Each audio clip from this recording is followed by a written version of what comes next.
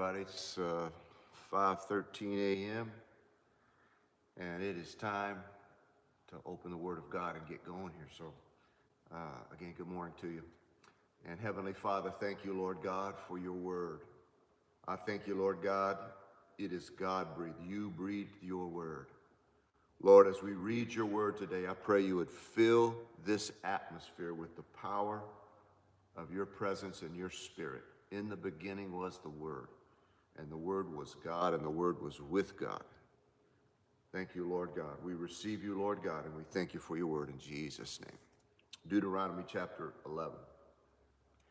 You must love the Lord your God and always obey his requirements, decrees, regulations, and commands.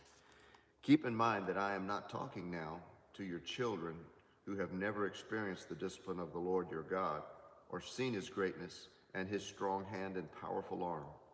They didn't see the miraculous signs and wonders he performed in Egypt against Pharaoh and all his land. They didn't see what the Lord did to the armies of Egypt and to their horses and chariots, how he drowned them in the Red Sea as they were chasing you. He destroyed them, and they have not recovered to this very day. Your children didn't see how the Lord cared for you in the wilderness until you arrived here. They didn't see what he did to Dathan and Abiram, the sons of Eliab, a descendant of Reuben, when the earth opened its mouth in the Israelite camp and swallowed them up, along with their households and tents and everything that belonged to them. But you have seen the Lord perform all these mighty deeds with your own eyes.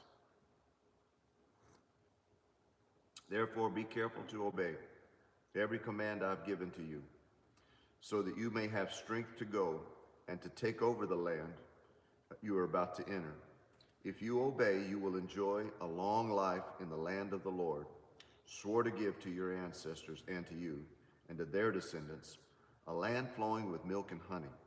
For the land you're about to enter and take over is not like the land of Egypt from which you came, where you planted your seed and made irrigation ditches with your feet as a vegetation garden.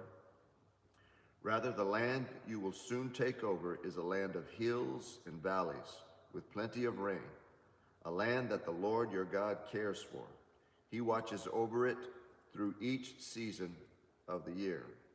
If you carefully obey the commands I am giving to you today, and if you love the Lord your God and serve him with all your heart and soul, then he will send the rains in their proper season, the early and the late rains, so he can bring your harvest of grain, new wine, and olive oil.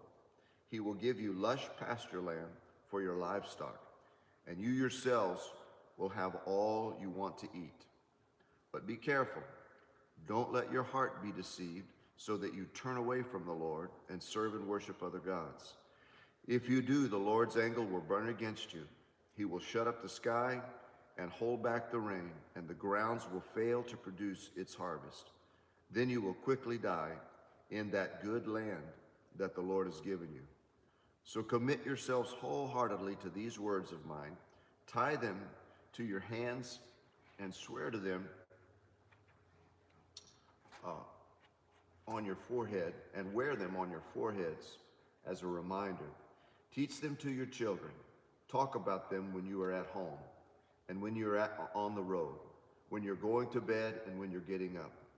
Write them on the doorpost of your house and on your gates, so that as long as the sky remains above the earth, you and your children may flourish in the land that I swore to give them and to your ancestors. Be careful to obey all these commands I'm giving to you. Show love to the Lord your God by walking in his ways and holding tightly to them.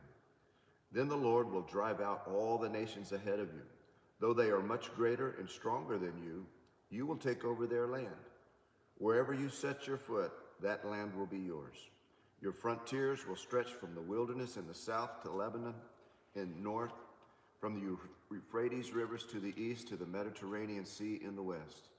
No one will be able to stand against you, for the Lord your God will cause the people to fear and dread you, as he promised wherever you go in the whole land. Look, today I'm giving you the choice between a blessing and a curse. You will be blessed if you obey the commands of the Lord your God that I'm giving to you today. But you will be cursed if you reject the commands of the Lord your God and turn from him and worship gods you've not known before. When the Lord your God brings you into the land and helps you take possession of it, you must pronounce the blessing at Mount Gerizim and the curse at Mount Ebal. These two mountains are west of the Jordan in the land of the Canaanites who live in the Jordan Valley, near the town of Gilgal. For you are about to cross the Jordan River to take over the land the Lord your God is giving to you. When you take that land and are living in it, you must be careful to obey all the decrees and regulations I'm giving you today.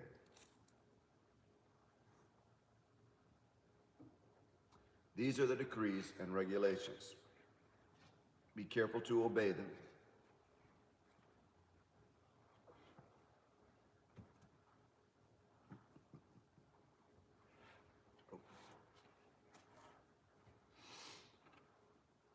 When you live in the land of the Lord, the God of your ancestors that is giving this to you, you must obey them as long as you live.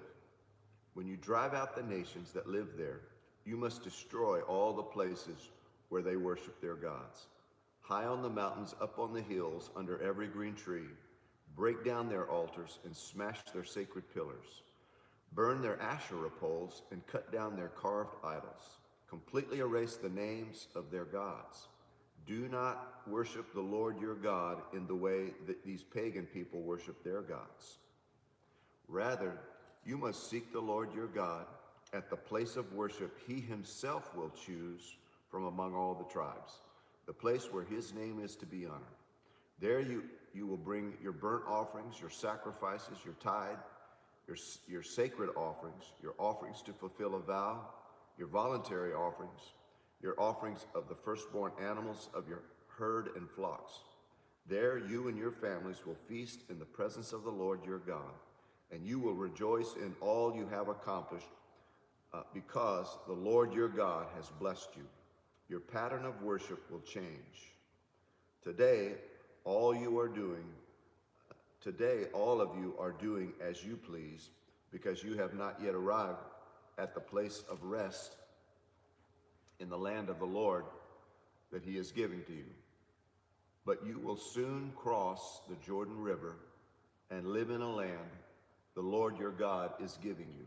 When he gives you rest from all your enemies and you're living safely in the land, you must bring everything I command you: burnt offerings, your sacrifices, your tithes, your sacred offerings, and your offerings to fulfill a vow, to the designated place of worship, the place the Lord God chooses for his name to be honored. You must celebrate there in the presence of the Lord your God with your sons and your daughters and all your servants. And remember to include the Levites who live in your towns, for they will receive no allotment of land among you. Be careful not to sacrifice your burnt offerings just anywhere you like. You may do so only at the place the Lord chooses within one of your tribal territories. There you must offer your burnt offerings and do everything I command you. But you may butcher your animals and eat their meat.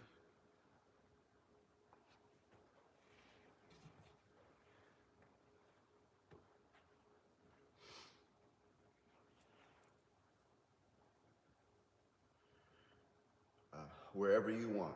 You may freely eat the animals with which the Lord your God blesses you with. All of you, whether ceremonial, clean, or unclean, may eat the meat, just as you now eat gazelle and deer. But you must not consume the blood. You must pour it out on the ground like water. But you may not eat your offerings in your hometown, neither the tithe of your grain and new wine and the olive oil, nor the firstborn of your flock or herds, nor the offerings to fulfill a vow, nor your voluntary offerings, nor your sacred offerings. You must eat these in the presence of the Lord your God at the place he chooses. Eat them there with your children, your servants, and the Levites who live in your towns, celebrating in the presence of the Lord your God in all you do. And be careful never to neglect the Levites as long as you live in your land. When the Lord your God expands your territory as he has promised, and you have the urge to eat meat, you may freely eat meat wherever you want.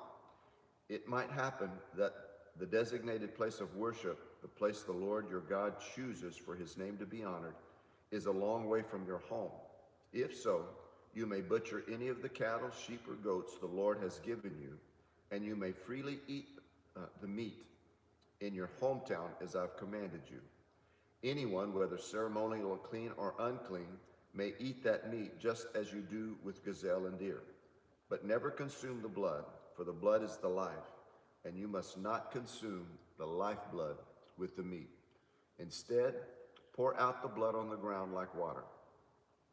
Do not consume the blood, so that all may go well with you and your children after you, because you will be doing what pleases the Lord.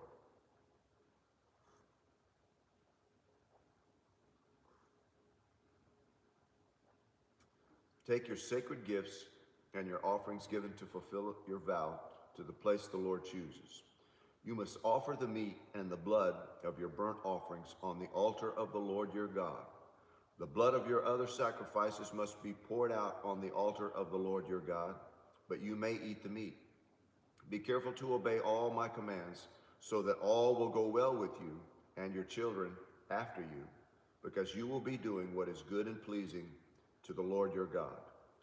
When the Lord your God goes ahead of you and destroys the nations, and you drive them out and live in their land, do not fall into the trap of following their customs and worshiping their gods. Do not inquire about their gods, saying, how do these nations worship their gods? I want to follow their example. You must not worship the Lord your God the way the other nations worship their gods, for they perform for their gods every detestable act that the Lord hates. They even burn their sons and daughters as sacrifices to their gods. So be careful to obey all commands that I've given to you. You must not add anything to them or subtract anything from them. 13. Suppose there are prophets among you, and those who dream dreams about the future, and they promise you signs and miracles, and the predicted signs and miracles occur. If they then say, come, let us worship other gods, gods you have not known before, do not listen to them. The Lord your God is testing you to see if you truly love him with all your heart and soul. Serve only the Lord your God. Fear him alone. Obey his commands. Listen to his voice. Cling to him. The false prophets and visionaries who try to lead you astray must be put to death, for they encourage rebellion against the Lord your God, who redeemed you from slavery and brought you out of the land of Egypt. Since they tried to lead you astray from the way of the Lord your God commanded you, you must put them to death. In this way you will purge the evil from among you. Suppose someone secretly entices you, even your brother, your son, your daughter, your beloved wife, or your closest friends, and they say, let us go worship other gods, gods that neither you nor your ancestors have known. They might suggest that you worship the gods of people who live nearby or come from the ends of the earth. But do not give in nor listen. Have no pity. Do not spare or protect them. You must put them to death. Strike the first blow yourself, and then all the people must join in. Stone the guilty ones to death, because they have tried to draw you away from the Lord your God, who rescued you from the land of Egypt, the place of slavery. Then all of Israel will hear about it, and they'll be afraid, and no one will act so wickedly again. When you begin living in the towns the Lord your God is giving to you, you may hear the scoundrels among you leading their fellow citizens astray by saying, let us go worship other gods, gods that you've not known before. In such cases, you must examine the facts carefully. If you find the report to be true, and such a detestable act has been committed among you, You must attack that town and completely destroy all its inhabitants, as well as all the livestock. Then you must pile all the plunder in the middle of the open square and burn it. Burn the entire town as a burnt offering to the Lord. The towns must remain a ruin forever. It may never be rebuilt. Keep none of the plunder that has been set apart for destruction. Then the Lord will turn from his fierce anger and be merciful to you.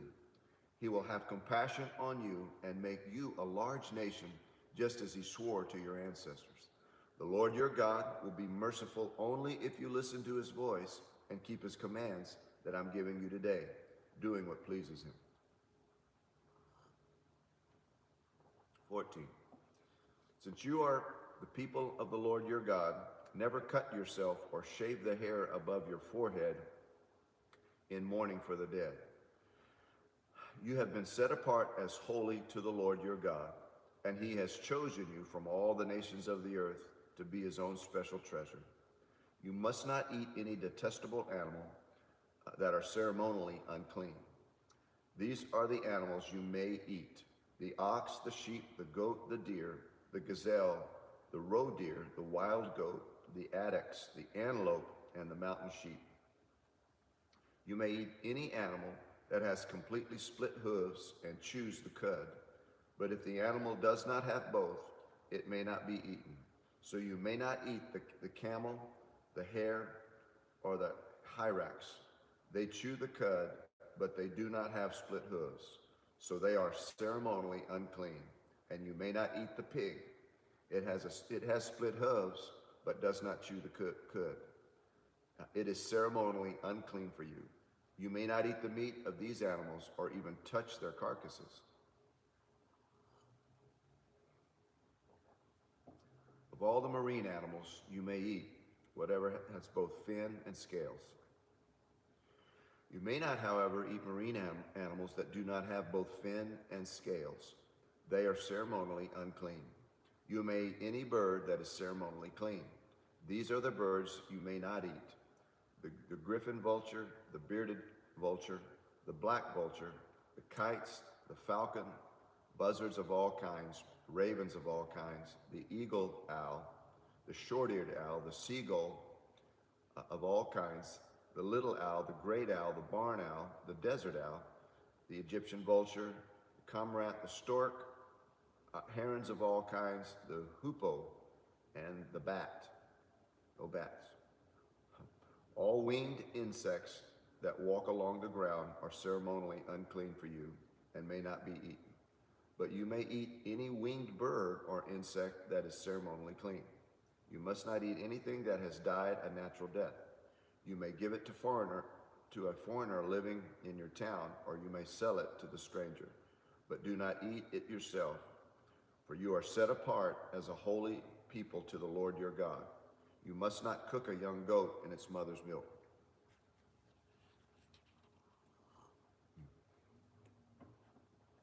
You must set aside a tithe of your crops, 1/10 of all the crops you harvest each year. Bring this tithe to the designated place of worship, the place the Lord your God chooses for his name to be honored, and eat it there in his presence. This applies to your tithes of grain, new wine, olive oil, and the firstborn males of your flocks and herds. Doing this will teach you always to fear the Lord your God. Now, when the Lord your God blesses you with good harvest, the place of worship he chooses for his name is to be honored. It might be too far for you to bring your tithe. If so, you may sell the tithe portion of your crops and herds, put the money in a pouch, and go to the place the Lord your God has chosen. When you arrive, you may use the money to buy any kind of food you want: cattle, sheep, goats, wine, and other alcoholic drink.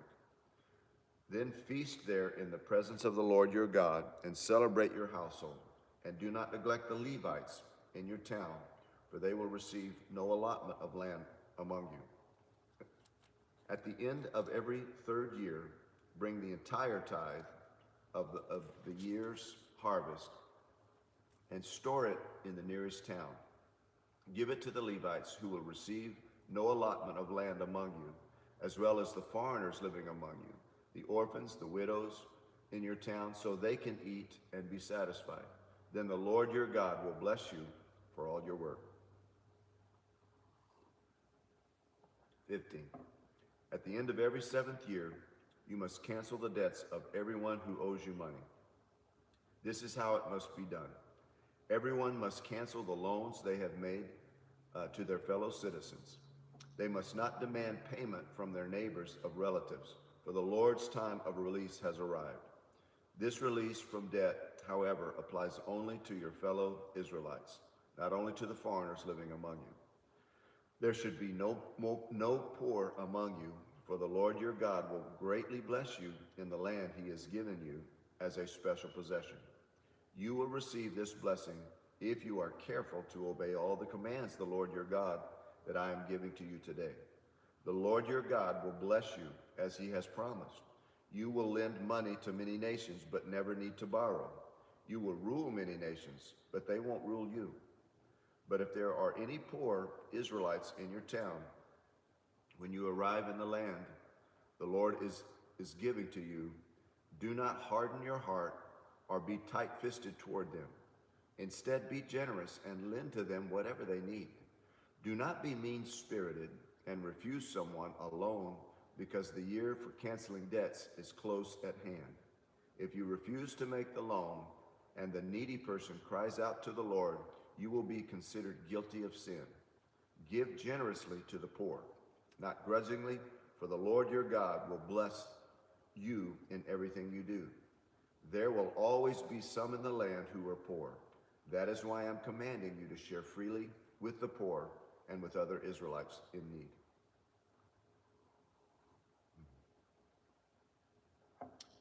If a fellow Hebrew sells himself or herself to be your servant and serves you for 6 years, in the 7th year you must set them free.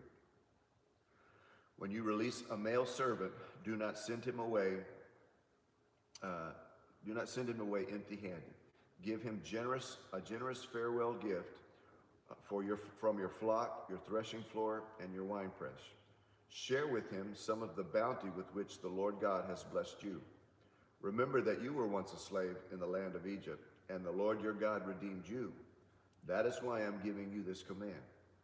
But support your servant. But suppose your servant says, I will not leave you because he loves you and your family, and he has done well with you. In that case, take an awl and push it through his earlobe into the door. After that, he will be your servant for life, and do the same for your female servants. You must not consider it a hardship when you release your servants. Remember that for 6 years they have given you service, worth double the wages of a hired worker.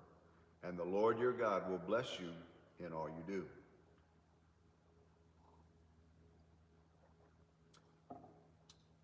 You must set aside for the Lord your God all the firstborn males from your flocks and herd. Do not use the firstborn of your herds to work your fields, and do not shear the firstborn of your flocks. Instead, you and your family must eat these animals in the presence of the Lord your God each year at the place he chooses. But if this firstborn animal has any defect, such as lameness or blindness, or if anything else is wrong with it, you must not sacrifice it to the Lord your God. Instead, use it for food for your family in your hometown. Anyone, whether ceremonially clean or unclean, may eat it, just as anyone may eat a gazelle or a deer.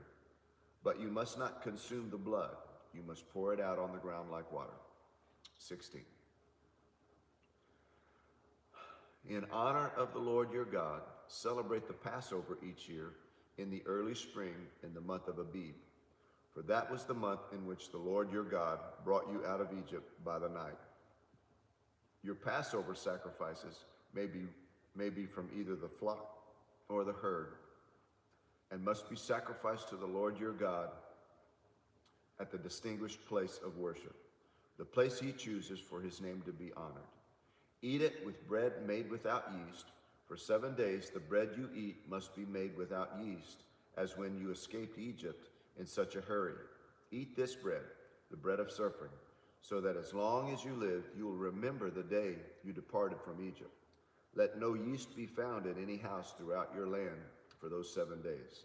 And when you sacrifice the Passover lamb on the evening of the first day, do not let any of the meat remain until the next morning. You may not sacrifice the Passover in just any of the towns that the Lord you may not sacrifice the Passover in just any of the towns that the Lord your God is giving you. You must offer it only at the designated place of worship, the place the Lord your God has chosen for his name to be honored. Sacrifice, if there is the evening as the sun goes down, in the evening as the sun goes down, on the anniversary of your exodus from Egypt. Roast the lamb and eat it at the place the Lord your God chooses.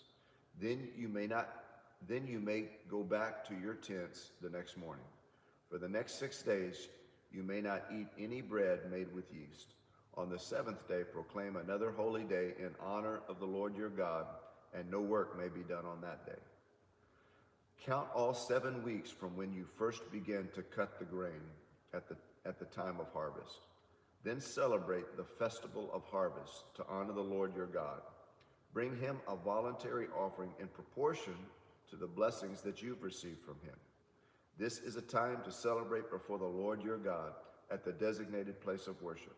He will choose for his name to be honored. Celebrate with your sons and your daughters, your male and your female servants, the Levites from your town, and the foreign orphans and widows who live among you. Remember that you were once slaves in Egypt, so be careful to obey all those decrees. You must observe the festivals of shelters for 7 days at the end of the harvest season, after the grain has been harvested and threshed, and the grapes have been pressed. The festival will be a happy time of celebrating with your sons and your daughters, your male and female servants, and the Levites, foreigners, orphans, and widows from your town.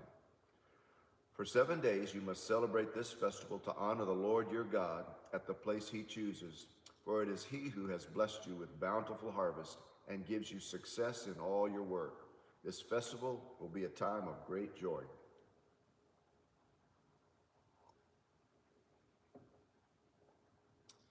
Each year, every man in Israel must celebrate these 3 festivals: the festivals of unleavened bread, the festival of harvest, and the festival of shelters. On each of these occasions, all men must appear before the Lord your God at the place he chooses, but they must not appear before the Lord without a gift. All must give as they were able, according to the blessing given to them by the Lord your God. Appoint judges and officials for yourselves from each of your tribes in all the towns that the Lord is giving you. They must judge the people fairly. You must never twist justice or show partiality. Never accept a bribe, for bribes blind the eyes of the wise and corrupt the decisions of the godly. Let true justice prevail, so that you may live and occupy the land that the Lord your God has given you. You must never set up a wooden Asherah pole beside the altar you build for the Lord your God. Never set up a sacred pillar for worship, for the Lord your God hates them. Never sacrifice a sick or defective cattle or sheep or goats to the Lord your God, for he detests such gifts. When you begin living in the towns the Lord your God is giving you, a man and woman among you might do evil in the sight of the Lord your God and violate the covenant. For instance, they might serve other gods or worship the sun, the moon, or any other stars, the forces of heaven, which I have strictly forbidden. When you hear about it, investigate the matter thoroughly. If it's true that the detestable thing has been done in Israel, then the man or woman who has committed such an evil act must be taken to the gates of the town and stoned to death. But never put a person to death on the testimony of only one witness. There must always be 2 to 3 witnesses. The witnesses must throw the first stone, and then all the people may join in. In this way you will purge the evil from among you.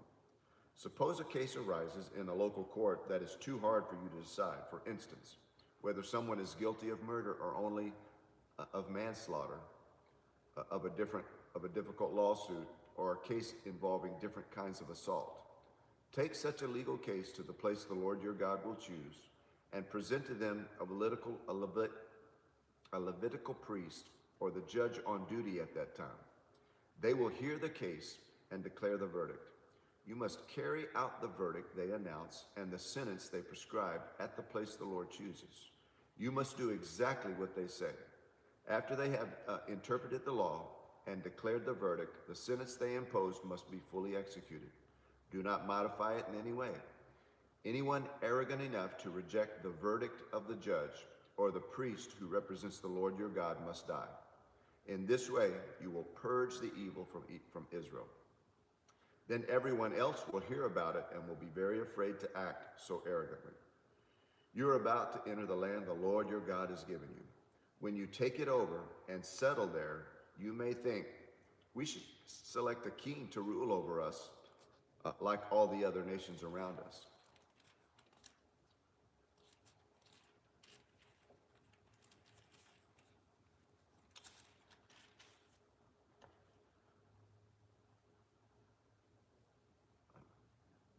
If this happens, be sure to select a king, the man the Lord your God chooses. You must appoint a fellow Israelite.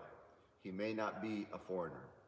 The king must not build up a large stable of horses for himself or send his people to Egypt to buy horses. For the Lord has told you, you must never return to Egypt. The king must not take many wives for himself because they will turn his heart away from the Lord. And he must not accumulate large amounts of wealth in silver or gold for himself. When he sits on the throne as king, he must occupy for himself this body of instruction on the scroll in the presence of the Levitical priest. He must always keep that copy with him and read it daily as long as he lives. That way he will learn to fear the Lord, his God, by obeying all the terms of these instructions and decrees.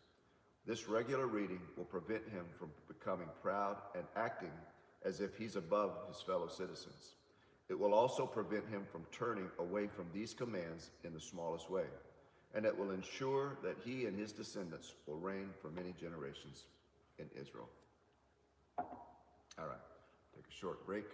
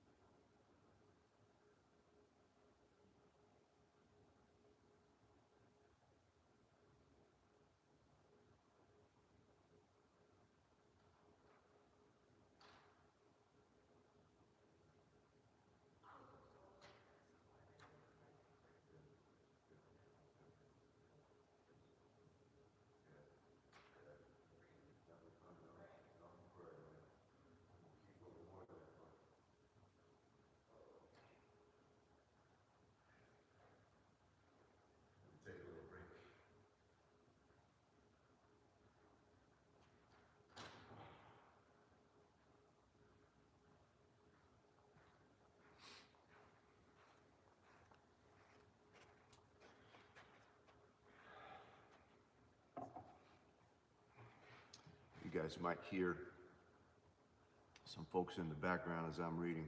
Our folks come for 6 a.m. prayer on Tuesdays and invite all of you to do that. So here we go.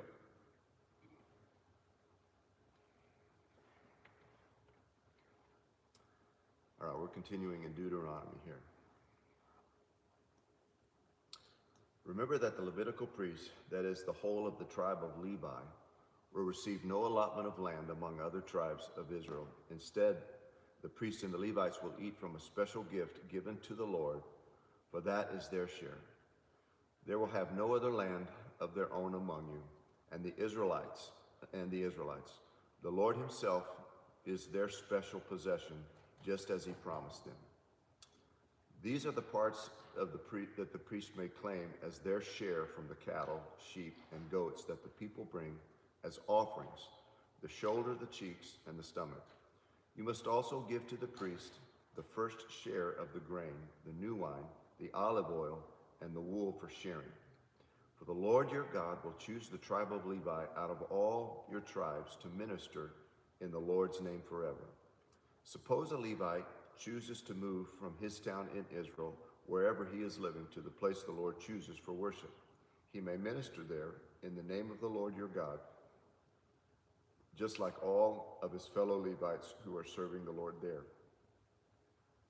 He may eat his share of the sacrifices and offerings, even if he also receives support from his family. When you enter the land the Lord your God is giving you, be careful not to imitate the detestable customs of the nations that live there. For example, never sacrifice your sons or daughters as a burnt offering, and do not let your people practice fortune-telling, or use sorcery to interpret omens, or engage in witchcraft, or cast spells, or function as mediums, or psychics, or call forth spirits from the dead. Anyone who does these things is detestable to the Lord. It is because the other nations have done these detestable things that the Lord your God will drive them out ahead of you. But you must be blameless before the Lord your God. The nations you are about to displace consult sorcerers and fortune tellers, but the Lord your God forbids you to do such things. Moses continued, the Lord your God will raise up for you a prophet like me from among your fellow Israelites.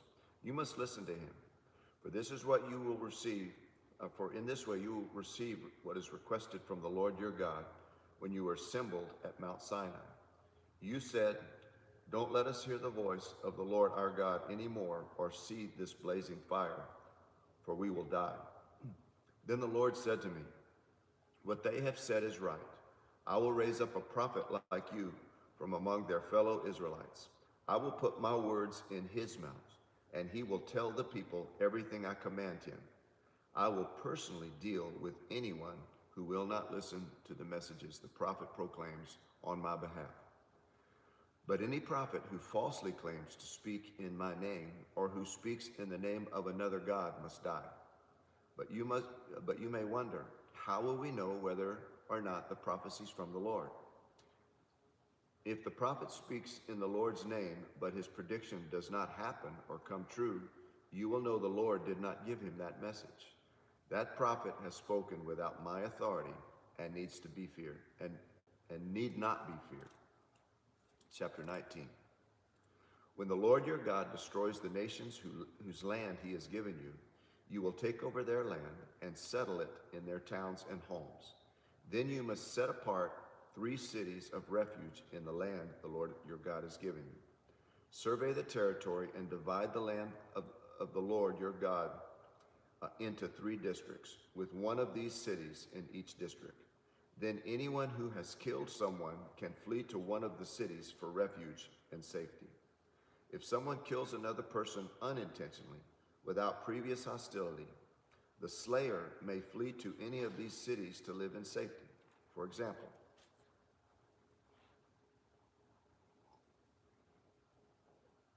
suppose someone goes into the forest with a neighbor to cut wood, and suppose one of them swings an axe to chop down a tree, and the axe head flies off the handle, killing the other person.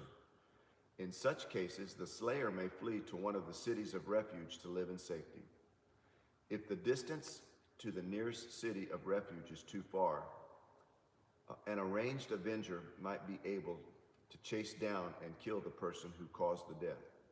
Then the slayer would die unfairly, since he had never known such hostility toward the person who died.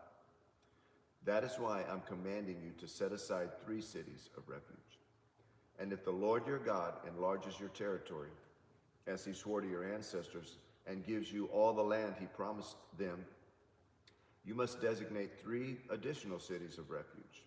He will give you this land if you are careful to obey all the commands he's given you, if you always love the Lord your God and walk in his ways. That way you will prevent the death of innocent people in the land of the Lord your God as your special possession. You will not be held responsible for the death of innocent people. But suppose somebody is hostile towards his neighbor and deliberately ambushes and murders him, and then flees to one of these cities. In that case, the elders of the murderer's hometown must send agents to the city of refuge to bring him back and hand him over to the dead person's avenger to be put to death. Do not feel sorry for that murderer. Purge from Israel the guilt of murdering innocent people. Then it will go well with you. When you arrive in the land of the Lord your God that he's given you as a special possession, you must never steal anyone's land by moving a boundary mark your ancestors set up to mark their property. You must not convict anyone of a crime on the testimony of only one witness. The facts of the case must be established by the testimony of 2 or 3 witnesses. If a malicious witness comes forward and accuses someone of a crime, then both the accuser and the accused must appear before the Lord by coming to the priest and judges in the official time. The judges must investigate the case thoroughly. If the accuser has brought false charges against his fellow Israelite, you must impose on the accuser the sentence he intended for the other person. In this way, you will purge such evil from among you. Then the rest of the people will hear about it and be afraid to do such an evil thing. You must show no pity for their guilt. Your rule should be life for life, eye for eye, a tooth for a tooth, a hand for a hand, a foot for a foot. Deuteronomy 20.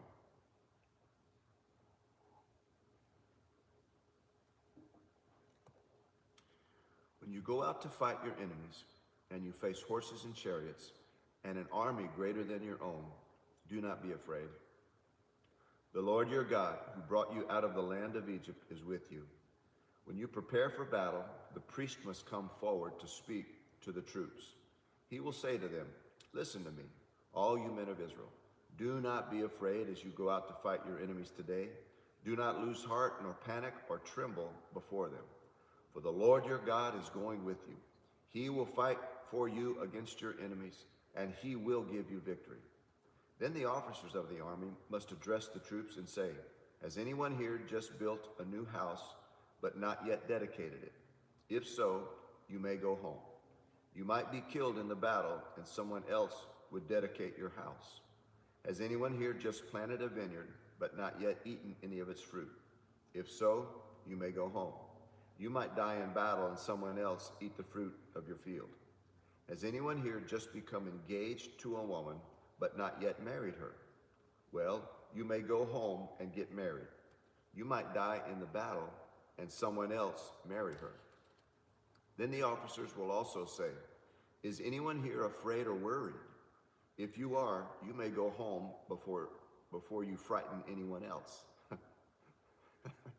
When the officers have finished speaking to their troops, they will appoint the unit commanders. As you approach a town to attack it, you must first offer its people terms of peace. If they accept your terms and open the gates to you, then all of the people inside will serve you in forced labor. But if they refuse to make peace and prepare to fight, you must attack them. When the Lord your God hands the town over to you, use your swords to kill every man in the town. But you may keep for yourselves all the women, children, livestock, and other plunder. You may enjoy the plunder from your enemies that the Lord your God has given you. But these instructions apply only to distant towns, not to the towns of the nations in the towns you will enter, in the land you will enter. In those towns that the Lord your God has given you, you as a special possession destroy everything living in them. You must completely destroy the Hittites, Amorites, Canaanites, Perizzites, Hivites, Jebusites, just as the Lord your God commanded you. This will prevent the people of the land from teaching you to imitate their detestable customs in the worship of their gods, which would cause you to sin deeply against the Lord your God. When you're attacking a town and the war drags on, you must not cut down the trees with your axes. You may eat the fruit, but do not cut down the trees. Are the trees your enemies, that you should attack them? You may only cut down trees that you know are not valuable for food. Use them to make the equipment you need to attack the enemy, the town, and the town will fall. 21. When you're in the land of the Lord your God that he has given you, someone may be found murdered in the field, and you don't know who committed the murder. In such cases, your elders and judges must measure the distance from the site of the crime to the nearby towns. When the nearest town has been determined, the town's elders must select from the herd a heifer that has never been trained or yoked to a plow. They must lead it down through the valley that has not been plowed or planted, and that has streams running through it. There in the valley, they must break the heifer's neck. Then the Levitical priest must step forward, for the Lord your God has chosen them to minister before him and to pronounce blessing in the Lord's name. They are to decide all legal and criminal cases. The elders of that town must wash their hands over the heifer whose neck was broken. Then they must say, our hands did not shed the person's blood, nor did we see this happen. O Lord, forgive your people Israel, whom you have redeemed. Do not charge your people with the guilt of this murder, the murder of this innocent person. Then they will be absolved from the guilt of the person and their blood.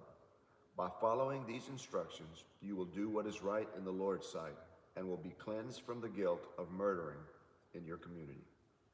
Suppose you go to a war against your enemies, and the Lord your God hands them over to you, and you take someone as captive.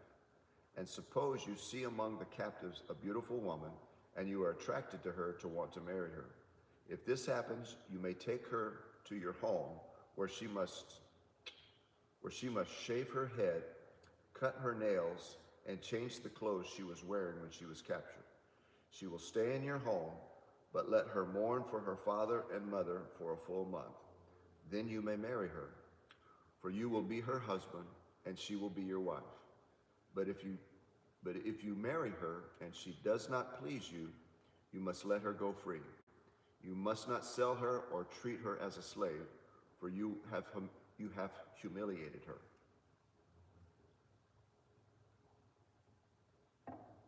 Suppose a man has two wives, but he loves one and not the other, and both have given him sons. And suppose the firstborn son is the son of the wife he does not love. When the man divides his inheritance, he may not give the larger inheritance to his younger son, the son of the wife he loves, as if he were the firstborn son. He must recognize the rights of the oldest son, the son of the wife he does not love, by giving him a double portion. He is the firstborn son of his father's fertility, and the right of the firstborn belongs to him. Suppose a man has a stubborn and rebellious son who will not obey his father or his mother, even though they discipline him. In such a case, the father and mother must take the son to the elders as they hold court at the town's gate. The parents must say to the elders, this son of ours is stubborn and rebellious and refuses to obey. He is a glutton and a drunkard. Then all of the men of the town must stone him to death. In this way, you will purge the evil from among you, and all Israel will hear about it and will be afraid. If someone has committed a crime worthy of death and is executed and hung on a tree, the body must not remain hanging from the tree overnight. You must bury the body that same day, for anyone who is hung is cursed in the sight of God. In this way, you will prevent the defilement of the land of the Lord your God is giving you, as you are a special possession. Chapter 22, Deuteronomy.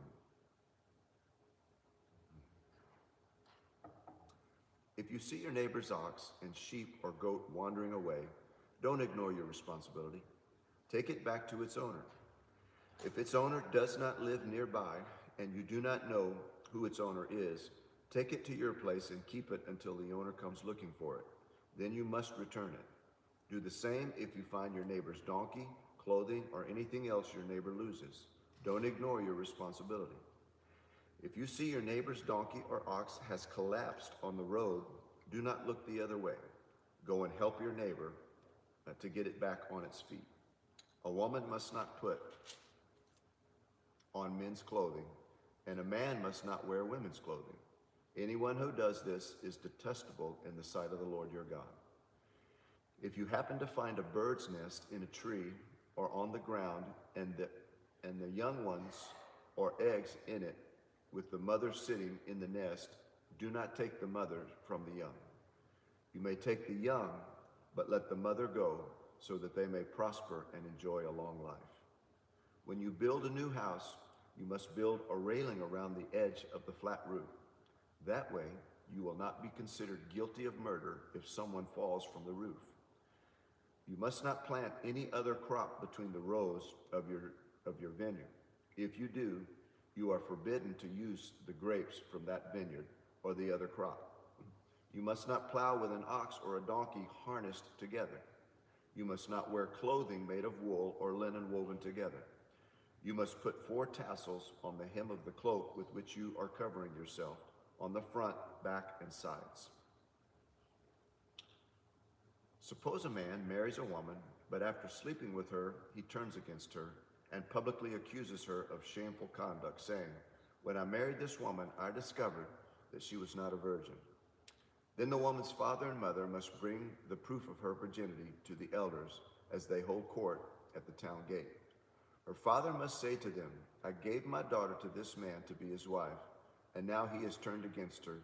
He has accused her of shameful conduct, saying, 'I discovered that your daughter was not a virgin.' But here's the proof of my daughter's virginity." Then they must spread her bed sheet before the elders. The elders must then take the man and punish him. They must also fine him 100 pieces of silver, which he must pay to the woman's father, because he publicly accused a virgin of Israel of shameful conduct. The woman will then remain the man's wife, and he may never divorce her. But suppose the man accuses the accusations are true, and he can show that she was not a virgin. The woman must be taken to the door of her father's home, and there the men of the town must stone her to death, for she has committed a disgraceful crime in Israel by being promiscuous while living in her parents' home. In this way, you will purge this evil from among you. If a man is discovered committing adultery, both he and the woman must die. In this way, you will purge Israel of such evil. Suppose a man meets a young woman, a virgin, who is engaged to be married, and he has sexual intercourse with her. If this happens within a town, you must take both of them to the gates of that town and stone them to death. The woman is guilty because she did not scream for help. The man must die because he violated another man's wife. In this way, you will purge this evil from among you.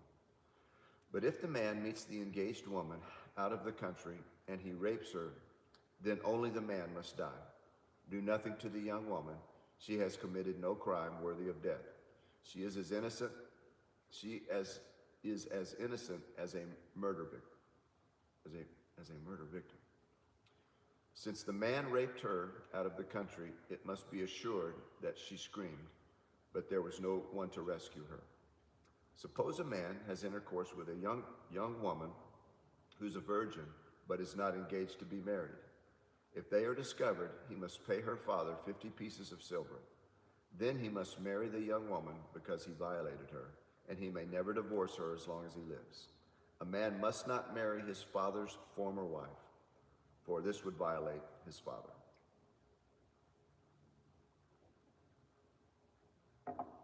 Chapter 23. If a man's testicles are crushed, he may not be admitted to the assembly of the Lord.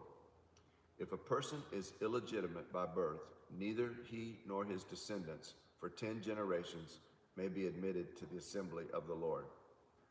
No Ammonite nor Moabite or any of the descendants of the 10 generations may be admitted to the assembly of the Lord. These nations did not welcome you with food and water when you came to Egypt. Instead, they hired Balaam, son of Beor, from the Pether in distant Aram hardward to curse you. But the Lord your God refused to listen to Balaam. He turned the intended curse into a blessing because the Lord your God loves you. As long as you live, you must never promote the welfare and prosperity of the Ammonites or Moabites. Do not detest the Edomites or the Egyptians, because the Edomites are your relatives, and you lived as foreigners among the Egyptians. The third generation of Edomites and Egyptians may enter the assembly of the Lord. When you go to war against your enemies, be sure to stay away from anything that is impure. Any man who becomes ceremonially defiled because of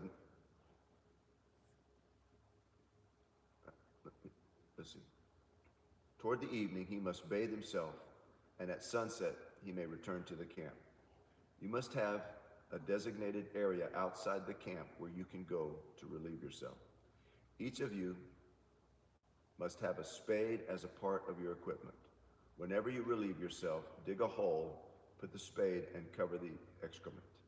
The camp must be holy, for the Lord your God moves around in your camp to protect you and to defeat your enemies.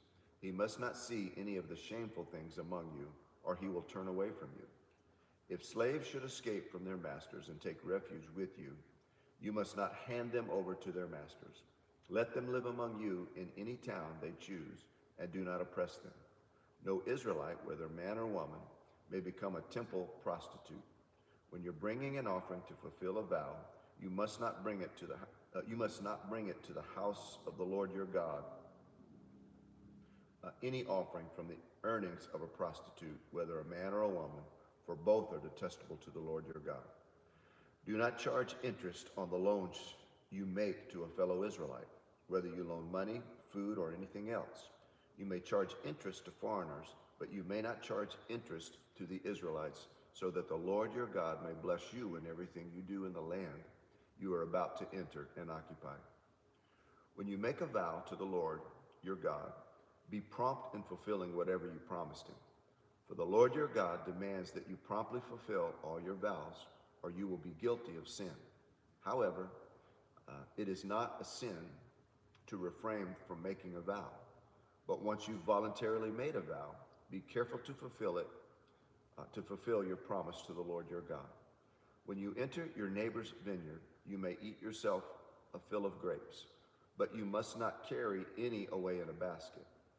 And when you enter your neighbor's field of grain, you may pluck the heads of the grain with your hand, but you must not harvest it with a sickle. Suppose a man marries a woman, but she does not please him. Having discovered something wrong with her, he writes a document of divorce, hands it to her, and sends her away from the house. When she leaves his house, she is free to marry another man. But if the second husband also turns against her and writes a document of divorce, hands it to her, and sends her away,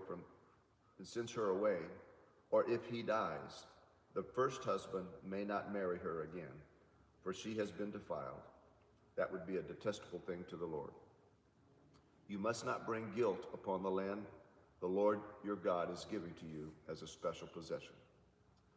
A newly married man must not be drafted into the army or be given any other official responsibilities. He must be free to spend 1 year at home bringing happiness to the wife that he's married.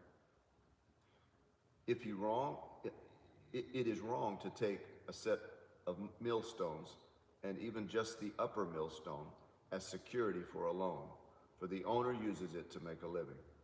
If anyone kidnaps a fellow Israelite and treats him as a slave or sells him, the kidnapper must die. In this way, you will purge the evil from among you. In all cases involving serious skin diseases, be careful to follow the instructions of the Levitical priest. Obey all the commands I have given them. Remember what the Lord your God did to Miriam as you were coming from Egypt. If you lend anything to your neighbor, do not enter his house to pick up the item he has given as security. You must wait outside while he goes in and brings it out to you. If your neighbor is poor and gives you his cloak as security for a loan, do not keep the cloak overnight.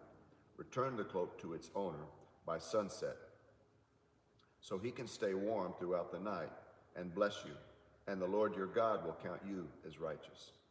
Never take advantage of the poor and destitute laborers, whether they are fellow Israelites or foreigners living among you.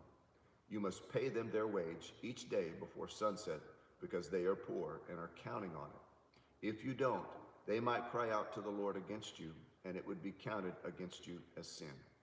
Parents must not be put to death for the sins of their children, nor children for the sins of their parents.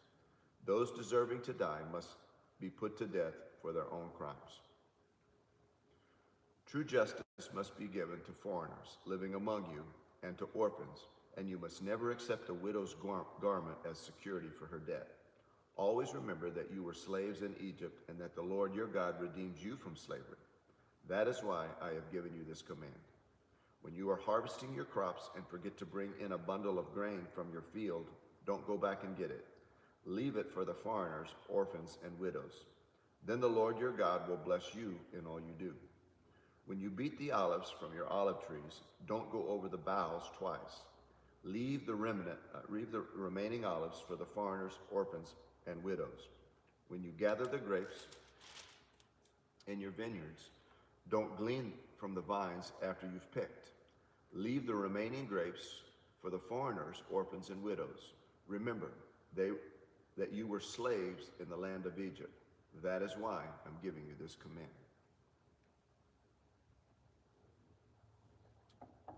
25.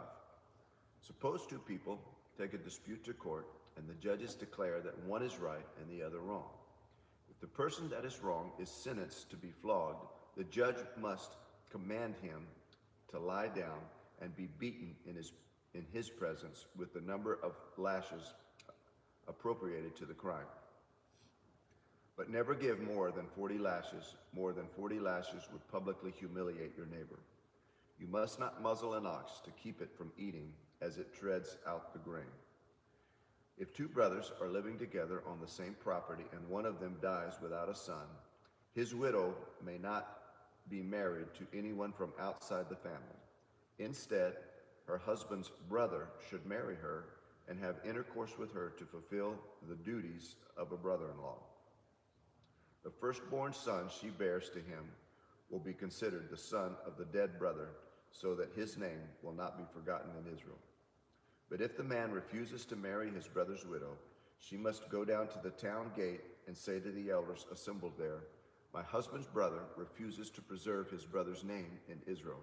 He refuses to fulfill the duties of his brother-in-law by marrying me." The elders of the town will then summon him and talk to him.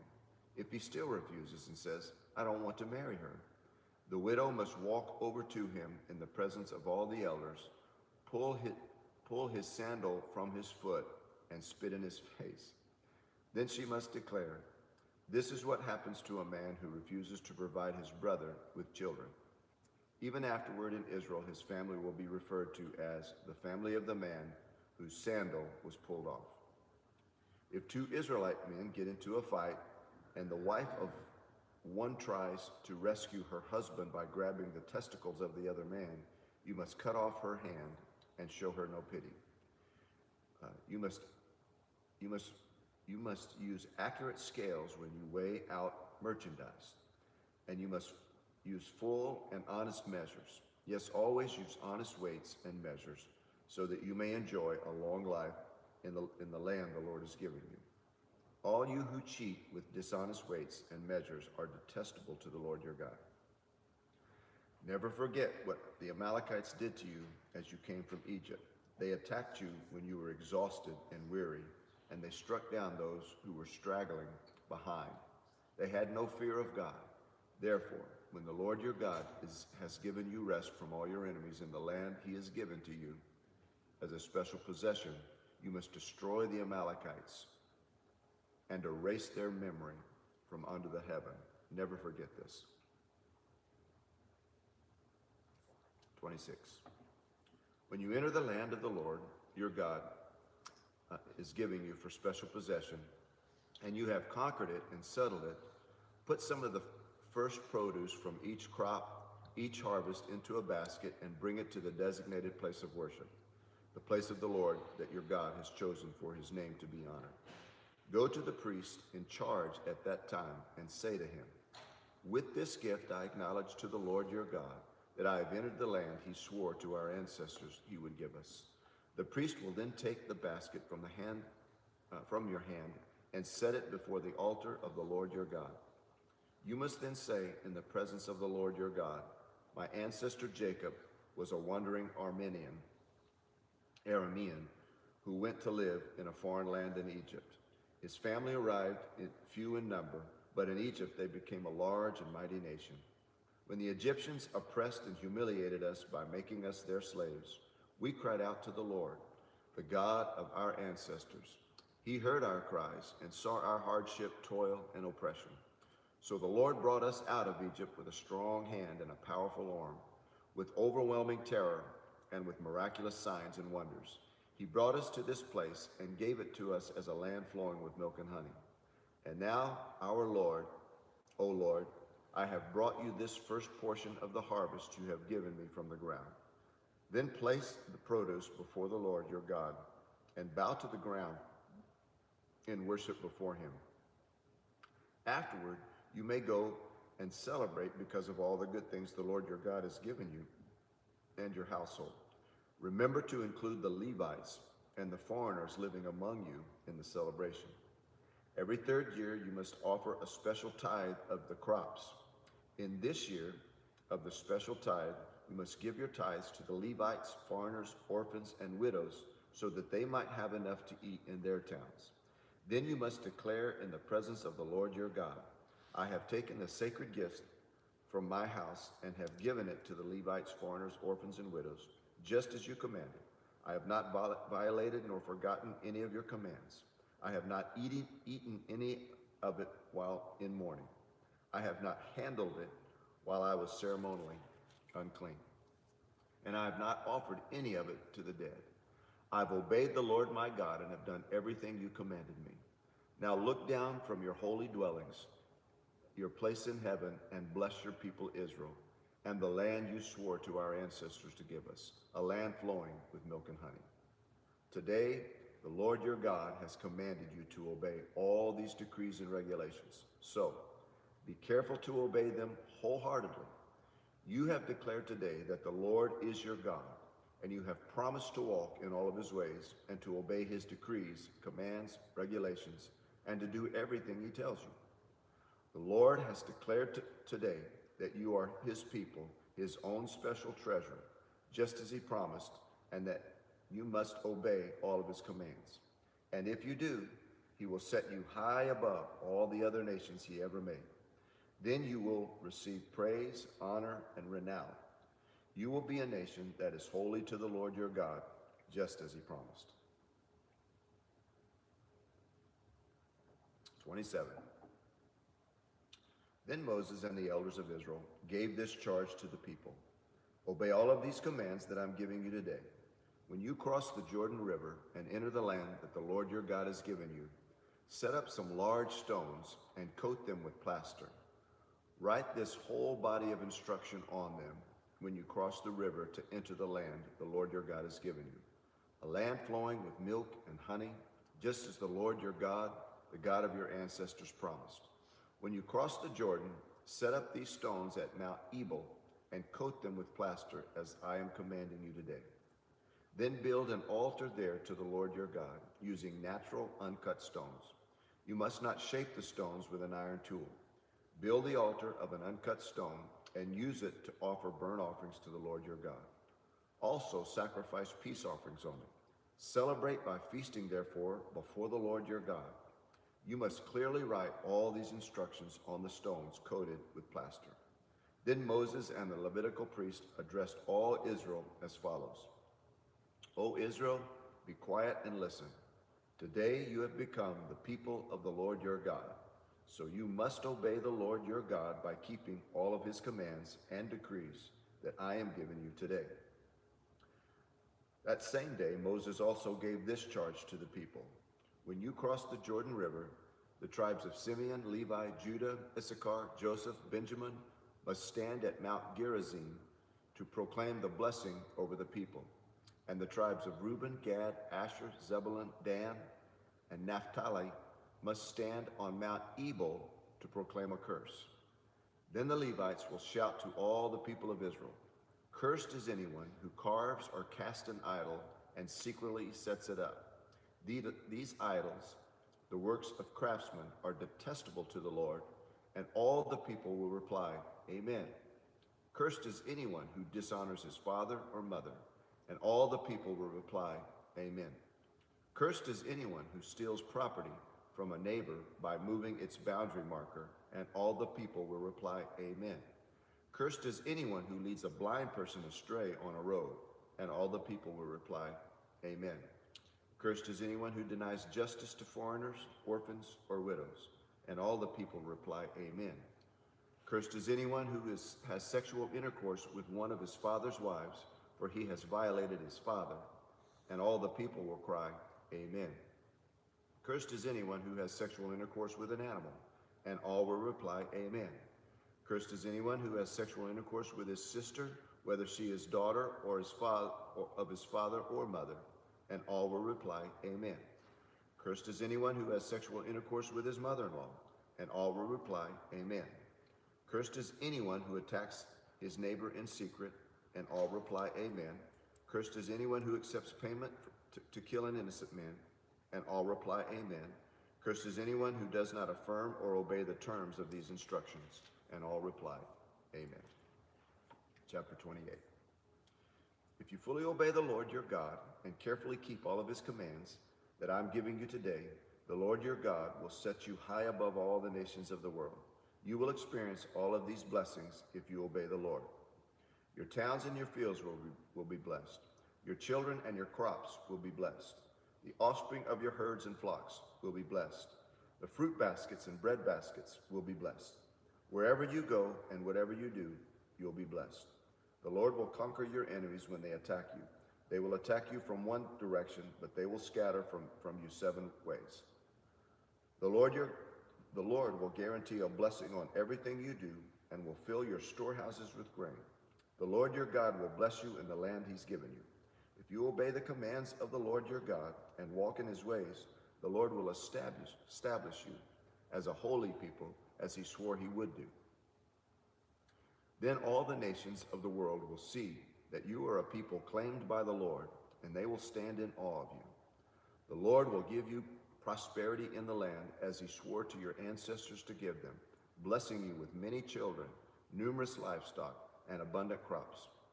The Lord will send rain at the proper times from his rich treasury in heaven, and he will bless all the work you do. You will lend to many nations, but you will never need to borrow from them. If you listen to these commands of the Lord your God that I'm giving you today, and if you carefully obey them, then the Lord will make you the head and not the tail.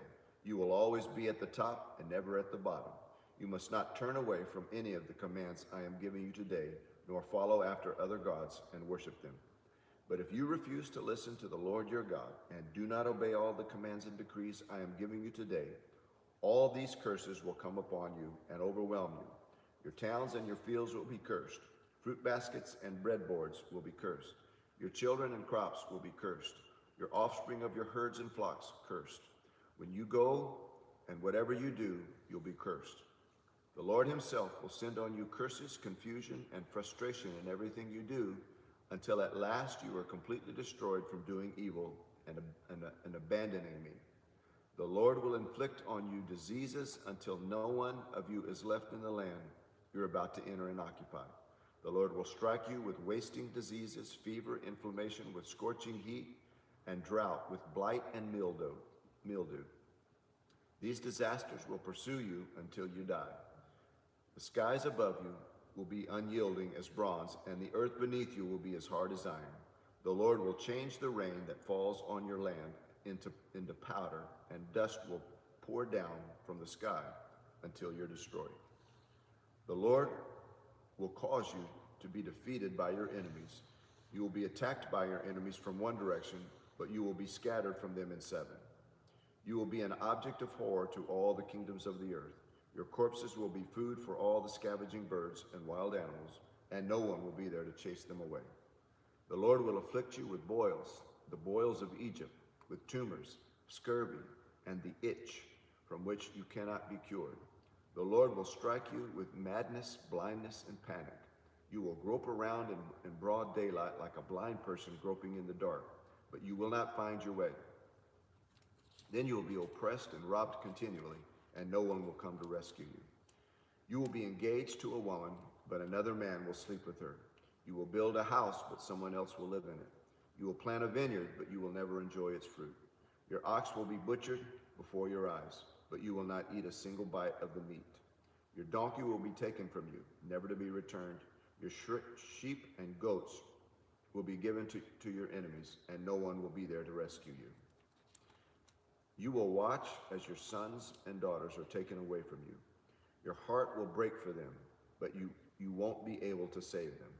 A foreign nation you have never heard about will eat the crops you worked for. You will suffer under constant oppression and harsh treatment. You will go mad because of all the tragedy you see around you. The Lord will cover your knees and legs with incurable boils. In fact, you will be covered from head to foot. The Lord will exile you.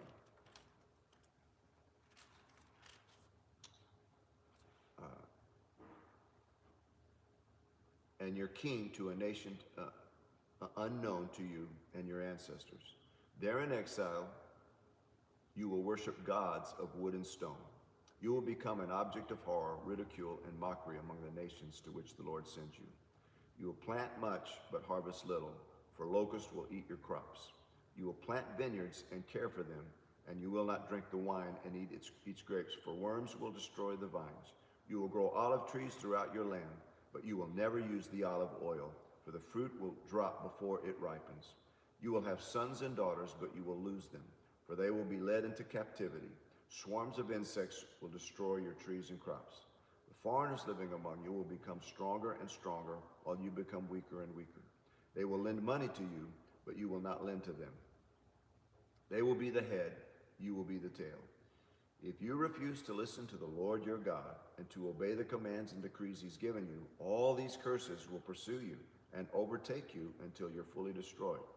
These horrors will serve as a sign and a warning among you and your descendants forever. If you do not serve the Lord your God with joy and enthusiasm for the abundant benefits you have received, you will serve your enemies whom the Lord will send against you. You will be left hungry, thirsty, naked, lacking in everything. The Lord will put an iron yoke on your neck, oppressing you harshly until he has destroyed you. Oh, and let me, come on, Lynn.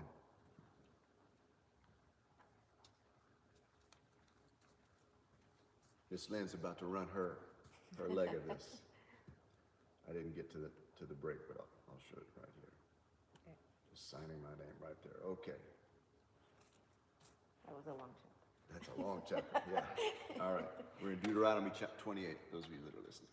All right. And that's where I left. That's your first. Okay, great. Thank you. Okay. You can make yourself comfortable. All right. Thank you. The Lord will bring a distant nation against you from the end of the earth, and it will swoop down on you like a vulture. It is a nation whose language you do not understand, a fierce and heartless nation that shows no respect for the old and no pity for the young.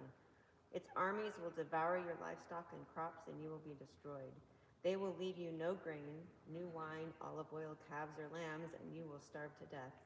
They will attack your cities until all the fortified walls in your land, the walls that you trusted to protect you, are knocked down. They will attack all the towns in the land the Lord your God has given you. The siege and terrible distress of the enemy's attack will be so severe that you will eat the flesh of your own sons and daughters, whom the Lord your God has given you. The most tender-hearted man among you will have no compassion for his own brother, his beloved wife, and his surviving children. He will refuse to share with them the flesh he is devouring, the flesh of one of his own children, because he has nothing else to eat during the siege and terrible distress that your enemy will inflict on all your towns. The most tender and delicate woman among you, so delicate she would not so much as touch the ground with her foot, will be selfish toward her husband she loves and toward her own son or daughter. She will hide from them the afterbirth and the new baby she has born, so that she herself can secretly eat them. She will have nothing else to eat during the siege and terrible distress that your enemy will inflict on all your towns. If you refuse to obey all of the words of instruction that are written in this book, and if you do not fear the glorious and awesome name of the Lord your God, then the Lord will overwhelm you and your children with indescribable plagues. These plagues will be intense and without relief, making you miserable and unbearably sick. He will afflict you with all the diseases of Egypt that you feared so much, and you will have no relief. The Lord will afflict you with every sickness and plague there is, even those not mentioned in this book of instruction, until you are destroyed. Though you become as numerous as the stars in the sky, a few of you will be left because you would not listen to the Lord your God. Just as the Lord has found great pleasure in causing you to prosper and multiply, the Lord will find pleasure in destroying you. You will be torn from the land you are about to enter and occupy. For the Lord will scatter you among all the nations from one end of the earth to the other. There you will worship foreign gods that neither you nor your ancestors have known, gods made of wood and stone. There among those nations you will find no peace or place to rest. And the Lord God will cause your heart to tremble, your eyesight to fail, and your soul to despair. Your life will constantly hang in the balance. You will live night and day in fear, unsure if you will survive. In the morning you will say, if only it were night, and in the evening you will say, if only it were morning. For you will be terrified by the awful horrors you see around you. Then the Lord will send you back to Egypt in ships, to a destination I promised you would never see again. There you will offer to sell yourselves to your enemies as slaves, but no one will buy you. Chapter 29.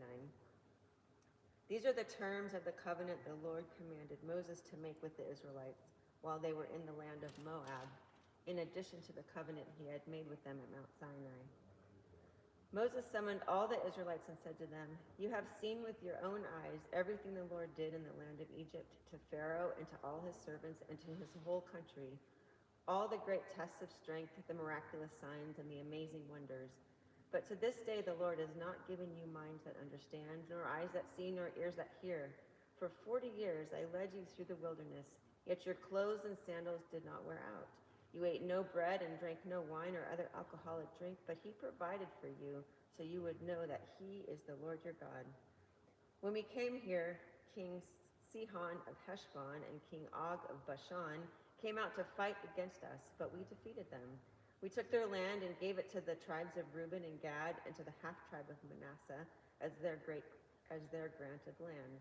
Therefore, obey the terms of this covenant so that you will prosper in everything you do.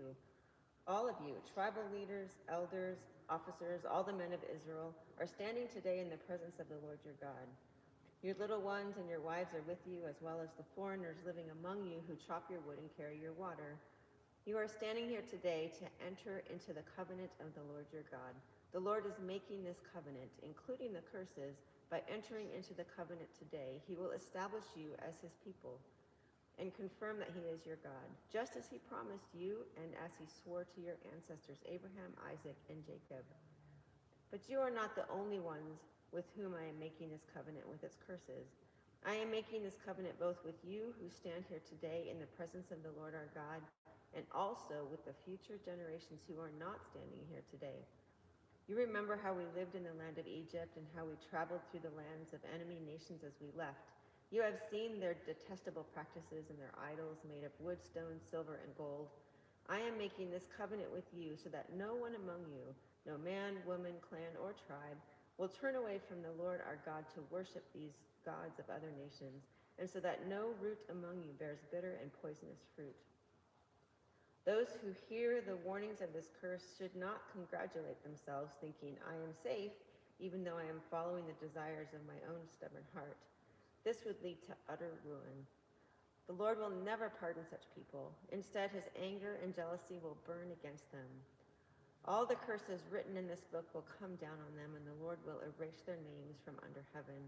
The Lord will separate them from all the tribes of Israel to pour out on them all the curses of the covenant recorded in this book of instruction.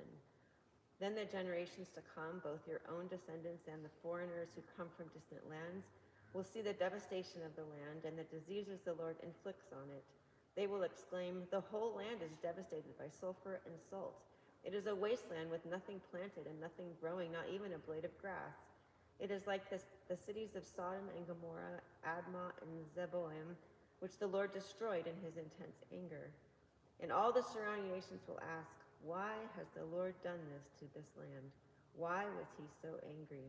And the answer will be, this happened because the people of the land abandoned the covenant that the Lord, the God of their ancestors, made with them when he brought them out of the land of Egypt. Instead, they turned away to serve and worship gods they had not known before, gods that were not from the Lord. That is why the Lord's anger had burned against this land, bringing down on it every curse recorded in this book. In great anger and fury, the Lord uprooted his people from their land and banished them to another land where they still live today. The Lord our God has secrets known to no one. We are not accountable for them, but we and our children are accountable forever for all that he has revealed to us, so that we may obey all the terms of these instructions. Chapter 30. In the future, when you experience all these blessings and curses I have listed for you, and when you are living among the nations to which the Lord God has exiled you, take to heart all these instructions. If at that time you and your children return to the Lord your God, and if you obey with all your heart and all your soul all the commands I have given you today, then the Lord your God will restore your fortunes. He will have mercy on you and gather you back from all the nations where he has scattered you. Even though you are banished to the ends of the earth, the Lord your God will gather you from there and bring you back again. The Lord your God will return you to the land that belonged to your ancestors, and you will possess that land again. Then he will make you even more prosperous and numerous than your ancestors. The Lord your God will change your heart and the hearts of all your descendants, so that you will love him with all your heart and soul, and so you may live. The Lord your God will inflict all these curses on your enemies and on those who hate and persecute you. Then you will again obey the Lord and keep all his commands that I am giving you today. The Lord your God will then make you successful in everything you do. He will give you many children and numerous livestock, and he will cause your fields to produce abundant harvests. For the Lord will again delight in being good to you as he was to your ancestors. The Lord your God will delight in you if you obey his voice and keep the commands and decrees written in this book of instruction, and if you turn to the Lord your God with all your heart and soul. This command I am giving you today is not too difficult for you, and it is not beyond your reach. It is not kept in heaven so distant that you must ask, who will go up to heaven and bring it down so we can hear it and obey? It is not kept beyond the sea so far away that you must ask, who will cross the sea to bring it to us so we can hear it and obey? No, the message is very close at hand. It is on your lips and in your heart so that you can obey it. Now listen, today I'm giving you a choice between life and death, between prosperity and disaster. For I command you this day to love the Lord your God and keep his commandments, decrees, and regulations by walking in his ways. If you do this, you will live and multiply, and the Lord your God will bless you in the land you are about to enter and occupy. But if your heart turns away, and if you refuse to listen, and if you are drawn away to serve and worship other gods, then I warn you now that you will certainly be destroyed. You will not live a long, good life in the land you are crossing the Jordan to occupy. Today I have given you the choice between life and death, between blessings and curses. Now I call on heaven and earth to witness the choice you make. Oh, that you would choose life, so that you and your descendants might live. You can make this choice by loving the Lord your God, obeying him, and committing yourself firmly to him. This is the key to your life. And if you love and obey the Lord, you will live long in the land of the Lord sworn to give the land the Lord swore to give your ancestors Abraham, Isaac, and Jacob. Chapter 31.